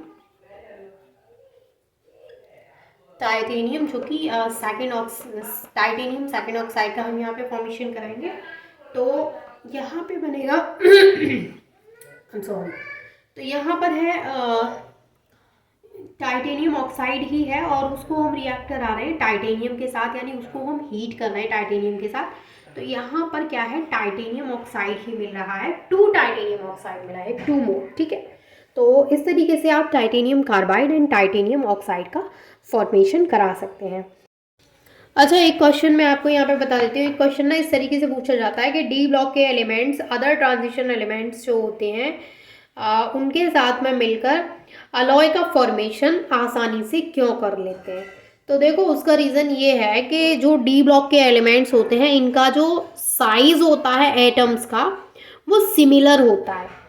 तो इसलिए ये क्या करता है, ये अपनी मेल्टिंग स्टेट में जब आते हैं तो ये ट्रांजिशन मेटल्स आपस में मिल जाती हैं, अपनी मेल्टिंग स्टेट में मिल जाती हैं ये। तो ये मेल्टिंग स्टेट में जब आपस में मिल जाती हैं तो ये अलॉय का फॉर्मेशन कर लेती हैं। जैसे मैंगनीज जब आयरन के साथ मिलता है, उसकी मैंगनीज जो है आयरन के साथ जब मिलेगा तो मेल्टिंग स्टेट में मिलेगा, तो ये बना लेता है मैंगनीज स्टील, यानी कि अलॉय को फॉर्म कर लेता है। तो ये आपको पता होना चाहिए, ठीक है, ये आपकी जानकारी के लिए मैंने आपको बता दिया। अच्छा, एक और चीज़ कि जो डी ब्लॉक एलिमेंट्स हैं, आपसे क्वेश्चन आ सकता है कि why the compound of transition elements are coloured. बताइए ट्रांजिशन एलिमेंट्स के कंपाउंड कलर क्यों शो करते हैं। तो आपको पता है कि कलर क्यों शो करते हैं, क्योंकि इनके जो डी ऑर्बिटल्स हैं वो इनकम्प्लीटली फिल्ड होते हैं। एक क्वेश्चन ऐसे भी पूछा जा सकता है कि वाई जो हमारे जिंक कैडमियम मरकरी हैं वो कलर क्यों नहीं शो करते हैं। तो उसका रीज़न है कि इनके पास कंप्लीटली फिल्ड डी ऑर्बिटल होते हैं। अच्छा, ये क्वेश्चन जो मैं आपको बता रही हूँ ना, इनको आप ऐसे ही स्किप मत करिएगा, इंपॉर्टेंट है, क्योंकि मैंने ना कई बार देखे हैं इस तरीके के क्वेश्चंस आते हैं, मतलब आते भी नहीं है, बायोवा वगैरह में जनरली पूछ ही लिए जाते हैं, क्योंकि इंपॉर्टेंट है। ज़रूरी नहीं है कि हर चीज़ आपके एग्जाम में आए तो वही इंपॉर्टेंट है, कि सिर्फ कॉपी में लिखनी है वही इंपॉर्टेंट है। कुछ चीज़ें आपको नॉलेज पर्पज से भी पता होनी चाहिए, क्योंकि अगर आपने ट्रांजिशन एलिमेंट्स पढ़े हैं और उनके बारे में बेसिक चीज़ें आपको नहीं पता है तो फिर समझ लो कि फिर आपका जो बेस है वो स्ट्रॉन्ग है ही नहीं, है ना। चलिए अब हम बात करते हैं यहाँ पे वेनेडियम की। यहाँ पर वेनेडियम की अगर हम बात करें तो वेनेडियम की अगर हम यहाँ पे बात करें तो इसका एटॉमिक नंबर जो होता है भाई वो होता है 23। ग्रुप आपको पता है कौन सा है, 5। एंड पीरियड आपको पता है वही है, पीरियड तो सेम 4th। एंड साइन आपको पता है किससे हम इसको रिप्रेजेंट करते हैं, V से। एंड इसके बाद इसका मेल्टिंग पॉइंट आपको बता देती हूँ, इसका जो मेल्टिंग पॉइंट है वो होता है 1915 डिग्री सेल्सियस, ठीक है। अच्छा, ये सिल्वरी ग्रे कलर का होता है, जो वेनेडियम है ये सिल्वरी ग्रे कलर का होता है। एक और चीज़ कि अगर वेनेडियम में अगर बहुत कम क्वांटिटी में भी इम्प्योरिटीज आ जाती है ना तो ये कठोर हो जाता है, हार्ड हो जाता है, ठीक है। अगर हम देखो यहाँ पर वेनेडियम के बारे में ना आपको बहुत सारी चीज़ें पढ़नी है, जैसे कि अगर देखो वेनेडियम की ऑक्सीडेशन स्टेट तो आपने पढ़ रखी है, क्योंकि वो मैंने सबकी ट्रांजिशन एलिमेंट्स में सबकी करा दी थी। यहाँ पर एक चीज़ इम्पॉर्टेंट है वो पढ़ लीजिए, इसकी केमिकल प्रॉपर्टीज। वेनेडियम की केमिकल प्रॉपर्टीज पढ़ लीजिए, ठीक है। वेनेडियम की केमिकल प्रॉपर्टीज, वेनेडियम की केमिकल प्रॉपर्टीज जो है उसमें सबसे पहली रिएक्शन है रिएक्शन विद एसिड। वेनेडियम की रिएक्शन जब किसी एसिड के साथ में कराएंगे तो क्या फॉर्म होगा, तो हमने यहाँ पे ले लिया वेनेडियम और हमने यहाँ पे एसिड ले लिया है नाइट्रिक एसिड, जिसको कि हम HNO3 लिखते हैं, और यहाँ पे हमने लगा लिया 5। तो यहाँ पर जब वेनेडियम की एसिड के साथ में रिएक्ट करता है, when vanadium reacts with acid to form metavanadic acid, तो जब भी वेनेडियम किसी एसिड के साथ में रिएक्ट करेगा तो ये वहाँ पे मेटावेनेडिक एसिड को बनाएगा। तो ये क्या बनाएगा वहाँ पे, HVO3, जिसको बोलते हैं मेटावेनेडिक एसिड। ये चीज़ याद कर लीजिए कि जो वेनेडियम है वो एसिड के साथ में रिएक्ट करके मेटावेनेडिक एसिड बनाएगा, और इसके अलावा यहाँ पे बाय प्रोडक्ट भी होगा, तो वो होगा 5NO2, एंड इसके अलावा भी यहाँ पे मिलेगा वो होगा वाटर, ठीक है। तो यहाँ पे इंपॉर्टेंट क्या है कि मेटावेनेडिक एसिड का फॉर्मेशन हुआ है। अब सेकंड जो इसकी केमिकल रिएक्शन है वो है वही reaction with base, reaction with base. तो जब हम वेनेडियम को किसी बेस के साथ में रिएक्ट कराते हैं तो ये वैनेडेट का फॉर्मेशन करता है। जैसे वेनेडियम ले लिया हमने और उसको किसी बेस, यानी हमने ले लिया यहाँ पे sodium hydroxide, caustic soda, sodium hydroxide के साथ में जब हमने इसको रिएक्ट कराया और हमने क्या लिया वाटर, तो यहाँ पर क्या फॉर्म होता है भाई, यहाँ पे वैनेडेट बनेगा 2Na 3VO4 एंड इसके अलावा 5H2। तो यहाँ पर क्या बना हमें, वैनेडेट। ठीक है, ये कब बनता है, जब हम वैनेडियम को किसी बेस के साथ में रिएक्ट कराते हैं। वैनेडियम के यहाँ पर बाइनरी कंपाउंड्स की बात करें तो वैनेडियम भी कई सारे बाइनरी कंपाउंड्स को शो करते हैं। तो इसके बाइनरी ऑक्साइड्स में आपको कुछ दिखाती हूँ। इसके बाइनरी कंपाउंड्स की अगर मैं यहाँ पे बात करूँ तो मैं आपको इसके कुछ ऑक्साइड्स दिखाती हूँ। जैसे पहला जो हम यहाँ पे, ये देखो वैनेडियम +2 ऑक्सीडेशन स्टेट में भी ऑक्साइड बनाता है, +3 स्टेट में भी ऑक्साइड बनाता है, +4 एंड +5 में भी बनाता है। तो सबसे पहले देखो हमने जैसे V2O5 को रिएक्ट कराया तो किसके साथ में, H2 के साथ में। तो यहाँ पर टेम्परेचर हमको लेना है 2000 डिग्री सेल्सियस। तो यहाँ पर जो हमें मिलता है वो मिलता है वैनेडियम ऑक्साइड 2VO। ठीक है, इसके अलावा मिलता है वाटर।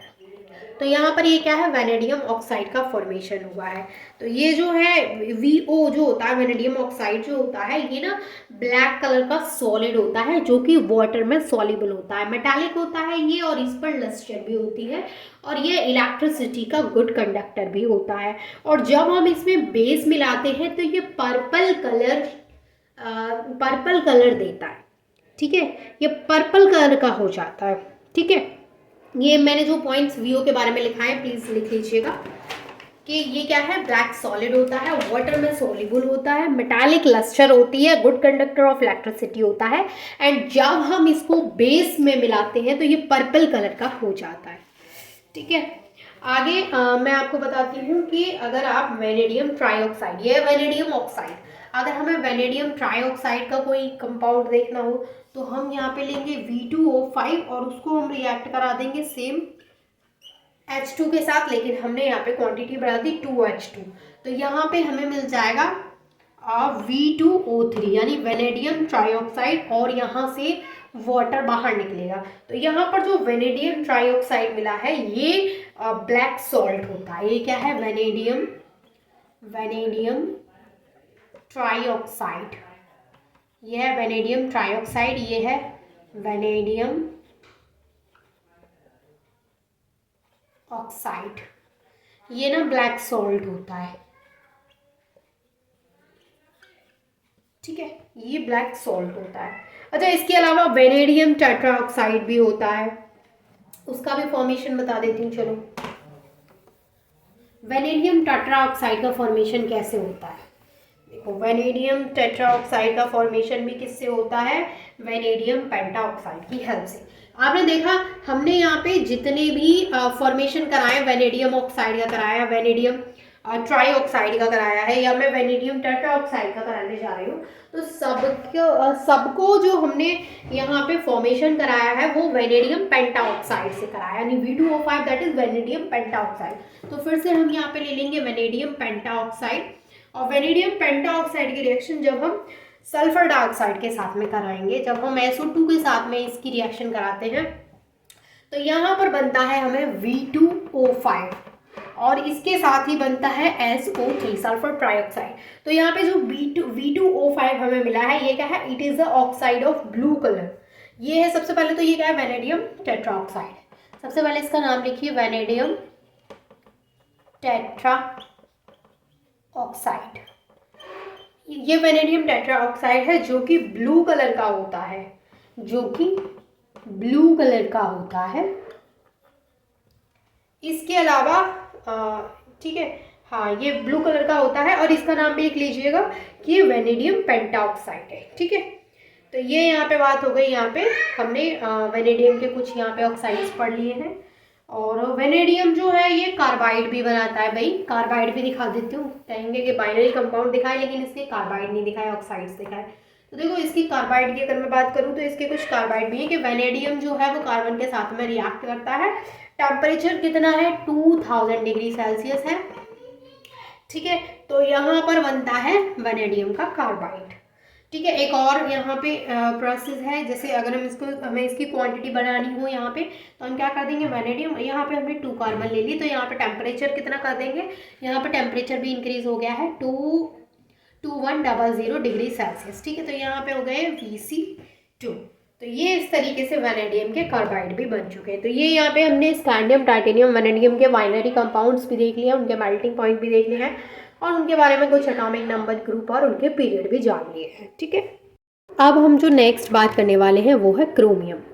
क्रोमियम के, अब देखो मैं इतने सारे ना आपको वैसे डिटेल में तो करा ही रही हूँ, लेकिन क्रोमियम का ना बहुत कुछ आपको ना लिखाऊंगी ज़्यादा, लेकिन लिखाऊंगी मैं खुद नहीं लिखूंगी, मैं बोलूँगी, आप खुद लिखेंगे, तो आपका टाइम तो जाएगा। देखो आपको तो लिखना पड़ेगा, आपका टाइम तो जाएगा ही, उसका कोई दूसरा उपाय नहीं है ना।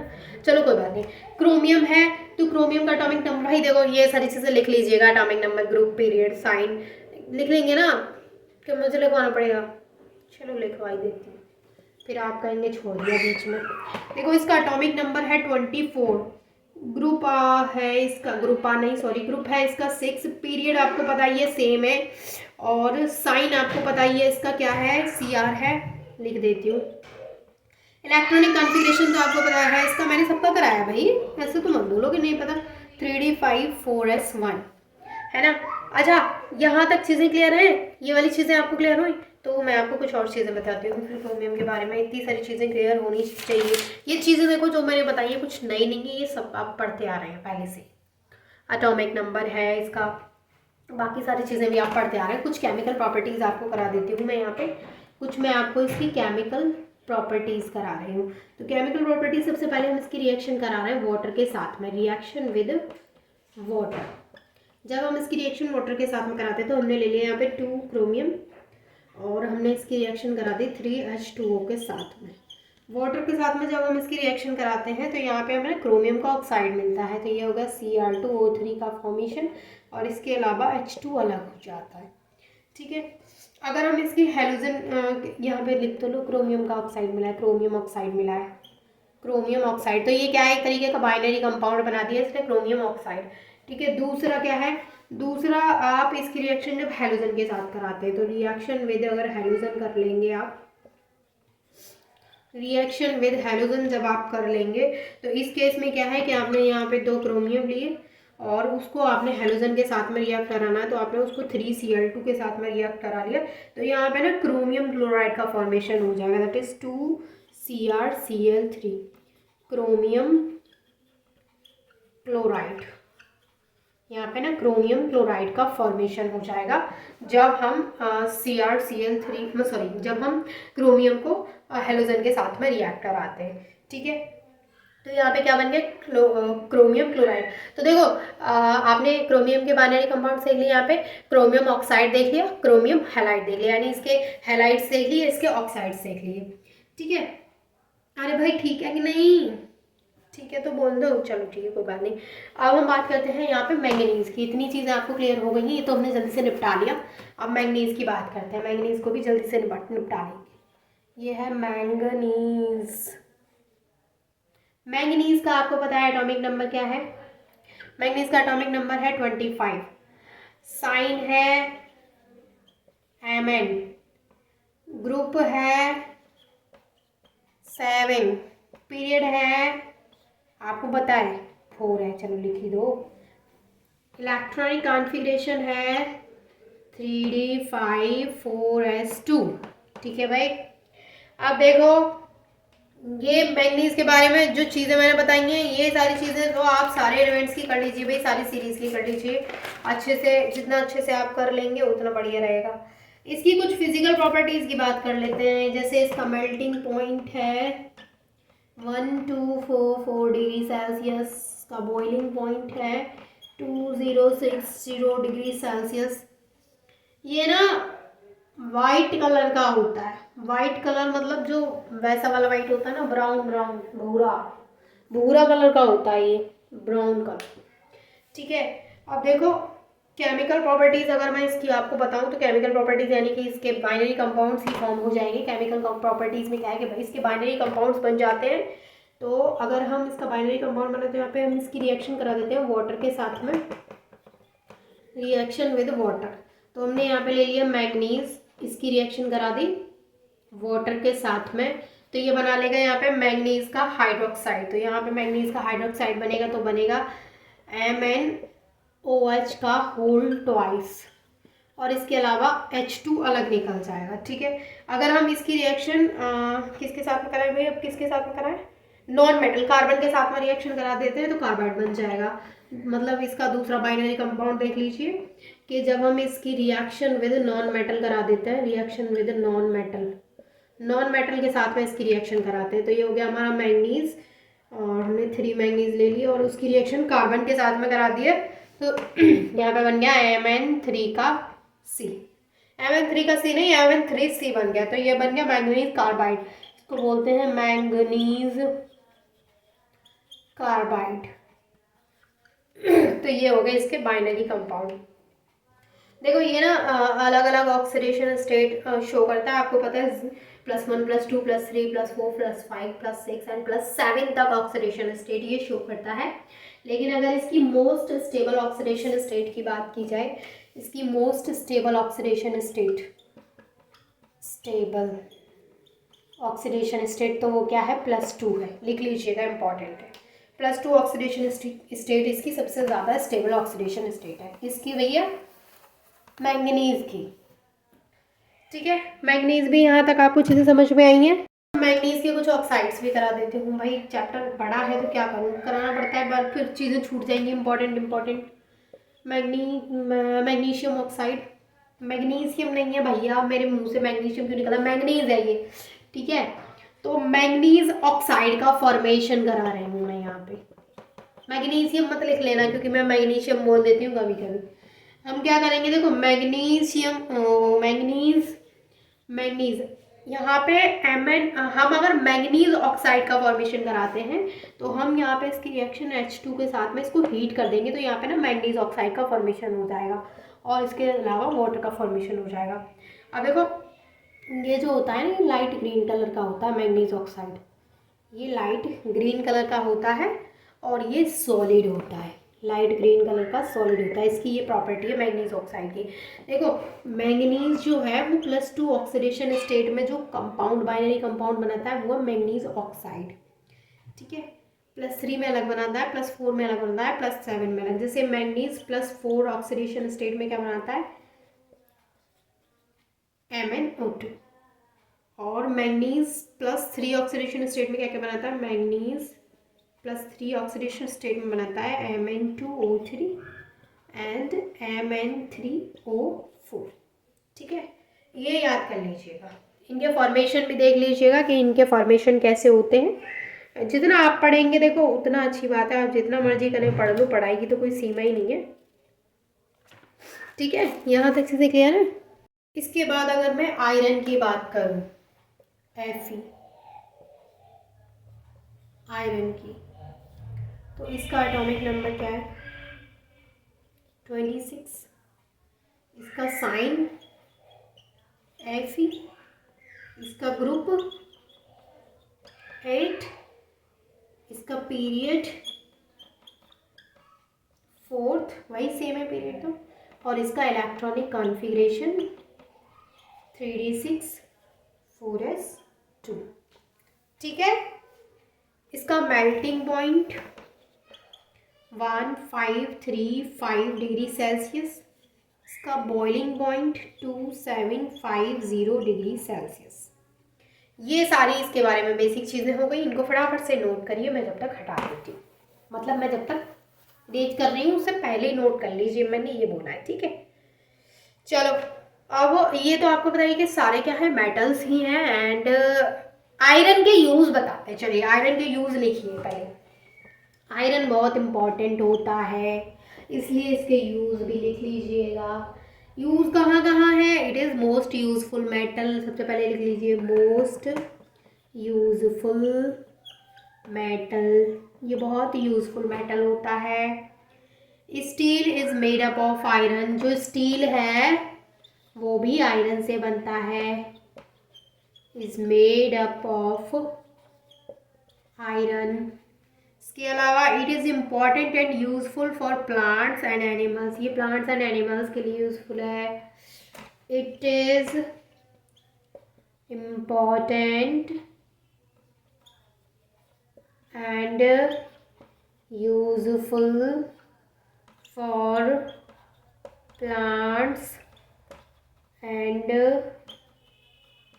एनिमल्स।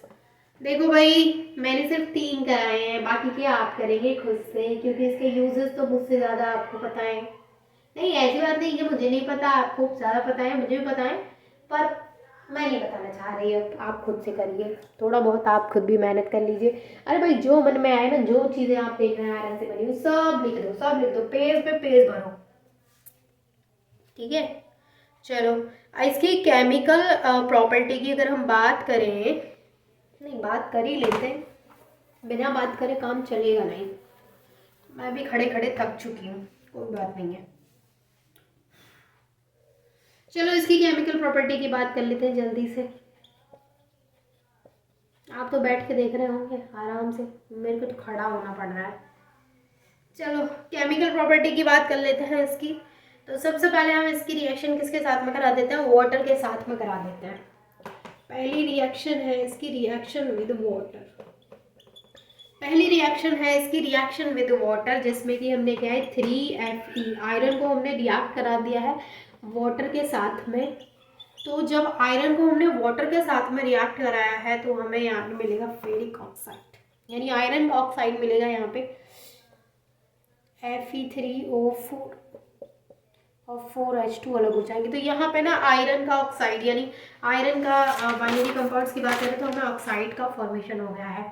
अगर हम इसकी रिएक्शन किसके साथ में करा देते हैं, रिएक्शन विद एसिड करा दें, रिएक्शन विद एसिड करा दें, तो यहाँ पे है Fe और उसको हम करा देंगे HCl के साथ में रिएक्ट, तो यहाँ पे बन जाएगा Cl4, यानी कि हेलाइड बन गया यहाँ पे। तो ये सॉरी H2O नहीं, H2। तो यहाँ पे क्या है, आयरन का हेलाइड बन गया। तो आयरन का ऑक्साइड देख लिया आपने, आयरन का हेलाइड देख लिया आपने, और आपको पता है कि Fe जो है वो बहुत सारी ऑक्सीडेशन स्टेट शो करता है, वो चीज़ आपको पता ही है। अब देखो, डी ब्लॉक के एलिमेंट्स में जैसे जैसे आगे बढ़ते जाते हैं ऑक्सीडेशन स्टेट कम होती जाती है, क्योंकि 3D ऑर्बिटल में अनपेयर्ड इलेक्ट्रॉन का नंबर कम होने लगता है। ये चीज़ लिख लीजिएगा। अब देखो, +2 ऑक्सीडेशन स्टेट जो होती है आयरन की, उसको कहते हैं फेरस, एंड +3 ऑक्सीडेशन स्टेट जो होती है आयरन की, उसको कहते हैं फेरिक। एंड +2 ऑक्सीडेशन स्टेट जो होती है आयरन की, वो ज़्यादा स्टेबल होती है। इसका मतलब ये है कि +2 ऑक्सीडेशन स्टेट में जो भी कॉम्प्लेक्स बनेंगे वो ज़्यादा स्टेबल होंगे। 0 ऑक्सीडेशन स्टेट जो होती है आयरन की, वो कार्बोनिल में अकर करती है सिर्फ, ठीक है। तो ये जो 2-3 पॉइंट्स बताए मैंने, उन्हें लिखवा ही दूँ? नहीं लिखवाऊँगी, लिखवा देती हूँ भैया, चलो लिखवा देती हूँ। वैसे आप लिख लेंगे, आप बड़े हैं, लिख लो, चलो लिख लो, बोल देती हूँ, लिखवा ले, लिखो। +2 oxidation state of iron called ferrous. Iron की +2 ऑक्सीडेशन स्टेट को क्या बोलते हैं? फेरस बोलते हैं। +3 ऑक्सीडेशन स्टेट को क्या बोलते हैं? फेरिक बोलते हैं। अच्छा, ये ऑक्सीडेशन स्टेट अपने आप लिख लीजिएगा। मैंने +2 को के सामने फेरस, +3 के सामने फेरिक लिखा है, प्लीज उसको मैनेज कर लेना, ठीक है। +3 ऑक्सीडेशन स्टेट को फेरिक बोलते हैं। इसके अलावा +2 ऑक्सीडेशन स्टेट जो है ये मोर स्टेबल होती है, इसलिए इससे जो भी कॉम्प्लेक्स बनते हैं, जो भी कंपाउंड इससे बनते हैं, वो भी मोर स्टेबल होते हैं, वो भी ज़्यादा स्टेबल होते हैं। भाई देखो, स्टेबल चीज़, कोई चीज़ बनाएगी तो वो स्टेबल ही होगी। वो जिस फॉर्म में स्टेबल है उसी फॉर्म में कॉम्प्लेक्स का फॉर्मेशन करेगा, तो वो क्या है, स्टेबल कॉम्प्लेक्सेस ही तो बोले जाएंगे, यानी स्टेबल कॉम्प्लेक्सेस का फॉर्मेशन हो रहा है। बाइनरी कंपाउंड्स की अगर मैं इसमें बात करूं तो यहाँ पर ना आयरन ऑक्साइड है, आयरन सल्फाइड है, आयरन कार्बाइड है, सब बनते हैं, ढेर सारे बनते हैं। तो बाइनरी कंपाउंड्स में देख लीजिएगा आपकी इसमें क्या क्या बनते हैं। आयरन के ऑक्साइड्स बनते हैं। अच्छा, ऑक्साइड्स का एक का फॉर्मेशन, 1-2 फॉर्मेशन भी करा दूँ, वरना तो आप कहेंगे कि फॉर्मेशन तो कराए नहीं बाइनरी कंपाउंड्स का। बाइनरी कंपाउंड्स का फॉर्मेशन देखिए भाई, FeO का फॉर्मेशन कराते हैं, जिसको बोलते हैं फेरस ऑक्साइड, जिसको बोलते हैं फेरस ऑक्साइड, इसको हम बोलते हैं फेरस ऑक्साइड। तो एक सेकंड, कॉल आ गया। चलो भाई, तो यहाँ पर फेरस ऑक्साइड था हमारा, तो इसका फॉर्मेशन हम कराएंगे जब हम इसकी रिएक्शन कराएंगे। C2O4 को जब हम हीट करते हैं, इसको जब हम हीट करेंगे तो यहाँ पर मिलेगा हमें फेरस ऑक्साइड, जिसको बोलते हैं FeO, ब्लैक पाउडर। और इसके अलावा यहाँ पे मिलेगा हमें CO, और इसके अलावा यहाँ पे मिलेगा हमें CO2। ठीक है, ये क्या मिला हमें, CO and CO2। ठीक है, और इसके अलावा एक और फॉर्मेशन देख लीजिए फेरिक ऑक्साइड का, फेरिक ऑक्साइड का, जिसको बोलते हैं Fe2O3। तो यहाँ पर हमने लिया 2FeSO4 और उसको हीट कर दिया, तो यहाँ पर बन जाएगा Fe2 का Fe2O3, यानी कि ये जो रेड पाउडर मिला है यही क्या है, फेरिक ऑक्साइड है, रेड पाउडर मिला है। इसके अलावा सल्फर डाइऑक्साइड, इसके अलावा सल्फर ट्राइऑक्साइड। ठीक है, अब हमारा आयरन हो गया, तो उसके बाद हम बात करते हैं यहाँ पे कोबाल्ट। कोबाल्ट का जो एटॉमिक नंबर होता है वो क्या होता है भाई, कोबाल्ट का एटॉमिक नंबर होता है 27। साइन क्या है इसका, साइन है इसका CO। ग्रुप कौन सा है इसका, ग्रुप है इसका 9। पीरियड कौन सा है इसका, पीरियड है इसका 4। एंड इलेक्ट्रॉनिक कॉन्फ़िगरेशन क्या है इसका, तो वो है 3d7 4s2। ठीक है, ये बहुत बेसिक सी बात है कि एटॉमिक नंबर, और ये तो बहुत बेसिक सी हो गई, ये तो आपको ये इतना जो मैंने लिखा है ना, ये तो आपको पता होना ही चाहिए। इसके बाद हम बात करें इसके मेल्टिंग पॉइंट की, तो इसका मेल्टिंग पॉइंट होता है 1495 डिग्री सेल्सियस।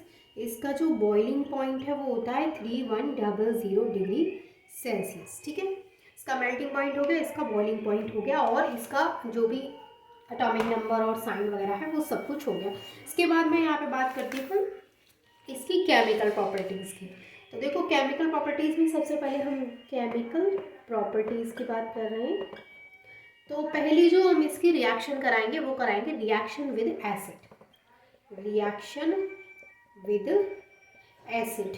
हम यहाँ पे कोई एसिड लेंगे और उसकी रिएक्शन कोबाल्ट के साथ में कराएंगे। तो यहाँ पर ले लेते हैं हम कोबाल्ट और उसकी रिएक्शन एसिड के साथ, तो हमने यहाँ पे ले लिया है sulphuric acid, that is H2SO4।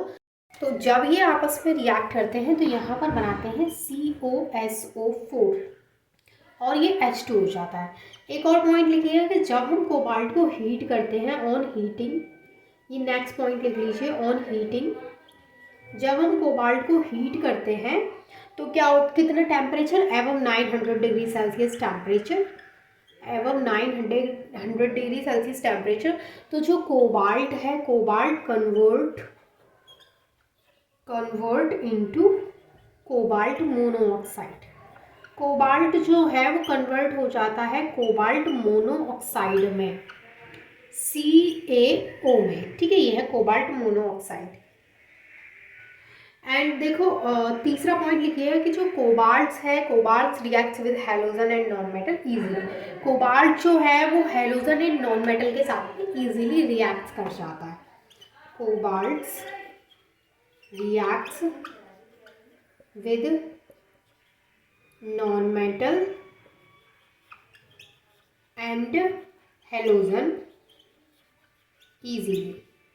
तो कोबाल्ट जो है वो नॉन मेटल के साथ में इजीली रिएक्ट कर सकता है, हैलोजन के साथ में इजीली रिएक्ट करके क्या बनाते हैं, ये अलग अलग कंपाउंड्स का फॉर्मेशन करते हैं। तो ये बात हुई यहाँ पे कोबाल्ट के बारे में। तो कोबाल्ट ऑक्साइड्स भी बनाता है।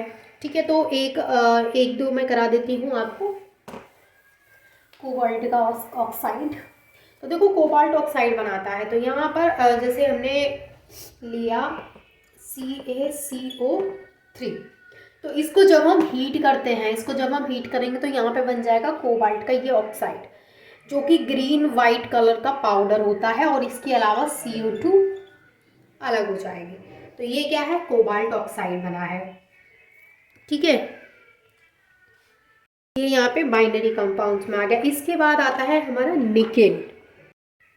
निकेल की अगर हम यहाँ पे बात करें, NiCal, निकेल। ठीक है, तो इसका एटॉमिक नंबर क्या है, निकेल का एटॉमिक नंबर है 28। निकेल का साइन है Ni। ठीक है, और निकेल का ग्रुप कौन सा है भाई, निखिल नहीं, निकिल। निकिल का ग्रुप कौन सा है? ग्रुप 10। और इसका इलेक्ट्रॉनिक कॉन्फ़िगरेशन कैसे करते हैं? तो वो है 3D8 4s2। ठीक है, ये किसकी बात हो गई यहाँ पे? निकिल की। इसके बाद निकिल के कुछ इंपॉर्टेंट देखो ओर्स भी होते हैं, लेकिन मैं वो नहीं करा रही हूँ आपको। आप इसका मेल्टिंग पॉइंट नोट करिए जरा। इसका मेल्टिंग पॉइंट होता है 1455 डिग्री सेल्सियस। इसका बॉइलिंग पॉइंट होता है 2320 डिग्री सेल्सियस। ये इसकी कुछ फिजिकल स्टेट है। अच्छा देखो, ये एक सॉफ्ट मेटल होती है निकिल, लाइक सिल्वर। सिल्वर की जैसी सॉफ्ट मेटल होती है। And it looks like a copper. ये कॉपर की जैसी दिखती है, इसलिए इसको फॉल्स कॉपर भी बोलते हैं। लिखिएगा जरा, it looks like a copper. ये बिल्कुल कॉपर के जैसी लगती है, इसलिए इसको it is also known as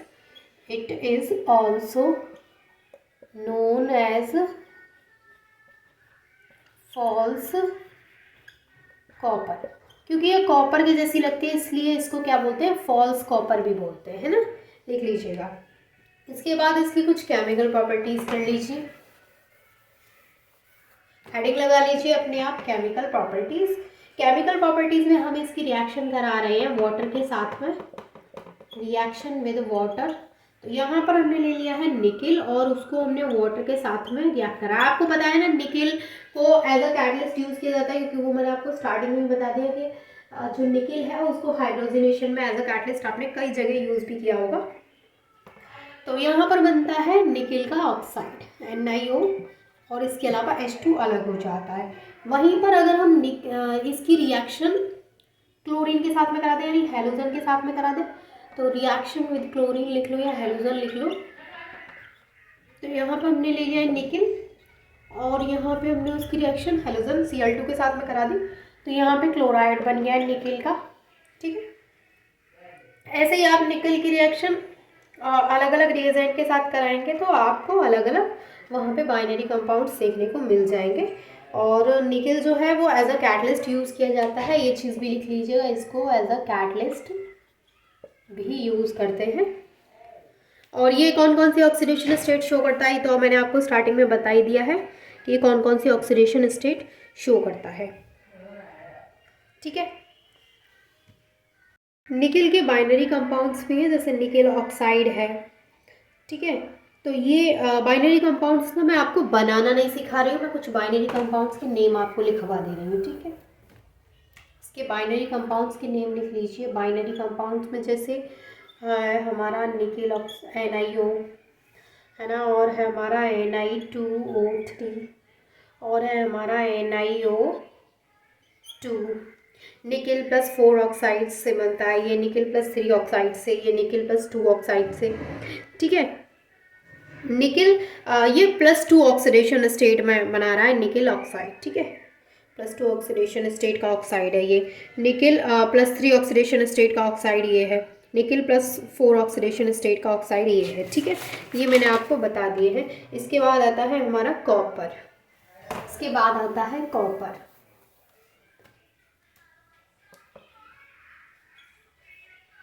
जाना माना मेटल है कॉपर, आपको इसके बारे में बहुत सारी चीज़ें पता हैं ऑलरेडी। इसका एटॉमिक नंबर लिख लीजिए, 29 होता है।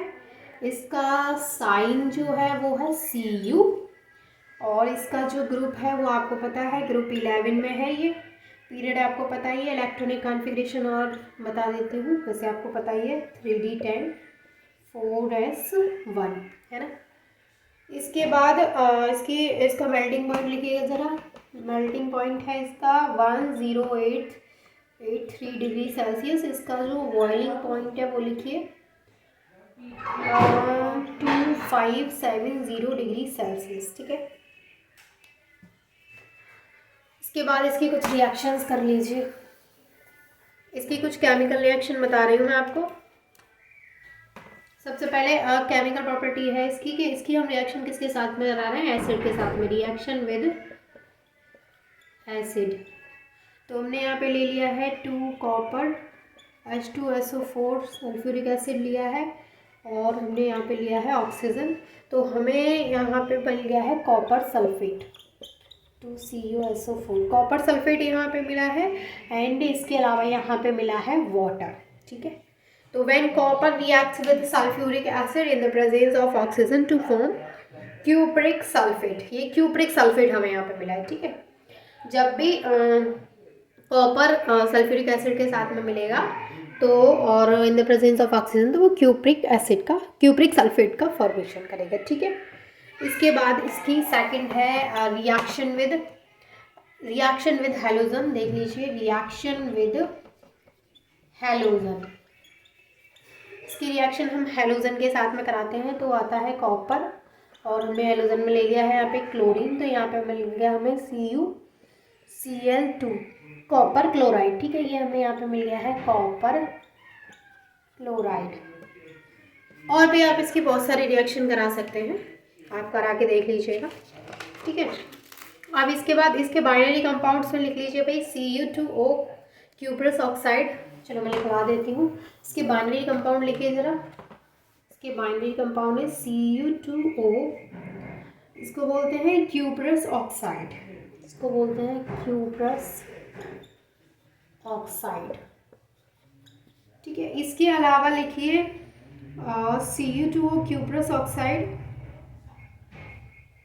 इसके अलावा कुछ और बाइनरी कंपाउंड लिख लीजिए, जैसे CuO है, एंड इसके अलावा CuSO4 है। ये सभी क्या है, कॉपर के बाइनरी कंपाउंड्स हैं। ठीक है,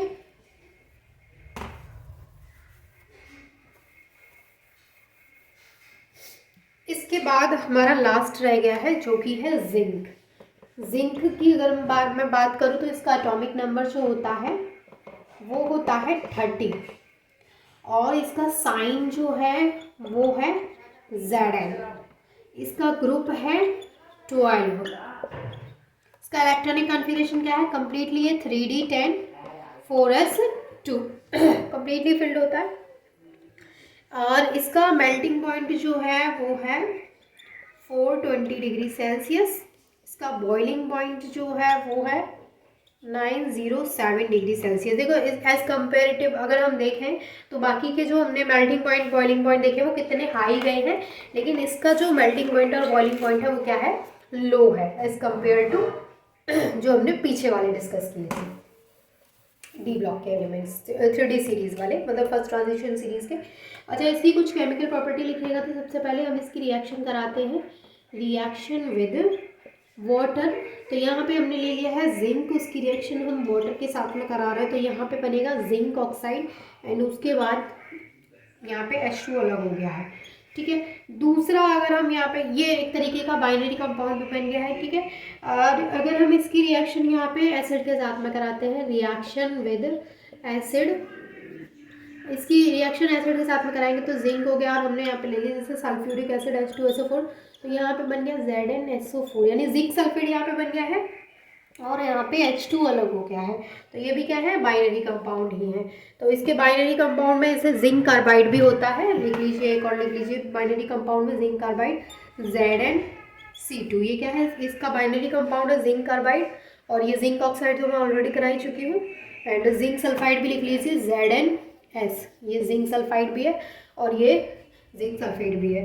तो ये सभी क्या है ये सभी इसके बाइनरी कंपाउंड्स हैं। तो इसी के साथ हमारा जो चैप्टर है, मतलब जो फर्स्ट ट्रांजिशन सीरीज़ था मैंने वो आपको करा दिया है। आई होप कि ये आपको अच्छे से क्लियर हो गया होगा, यहाँ पे आपको कोई डाउट नहीं होगा। एंड अगर कोई भी डाउट है या कोई टॉपिक है तो वो आप मुझे बता दीजिएगा। आपके एग्ज़ाम कब है ये भी बता दीजिएगा, आपका केमिस्ट्री का एग्ज़ाम कब है। ठीक है, and all the best for your exams. अगर कोई भी कैसी भी हेल्प आपको मुझसे चाहिए, मैं आपकी हेल्प करने लायक हूँ तो डेफिनेटली ज़रूर करूँगी। एंड अगर आपको वीडियो अच्छी लगी तो प्लीज़ लाइक ज़रूर करना, एंड एक प्यारा सा कमेंट भी करना। समझ में नहीं आया है तब भी एक कमेंट करके जाना, समझ में नहीं आया तो फिर मैं इम्प्रूवमेंट्स करूँगी।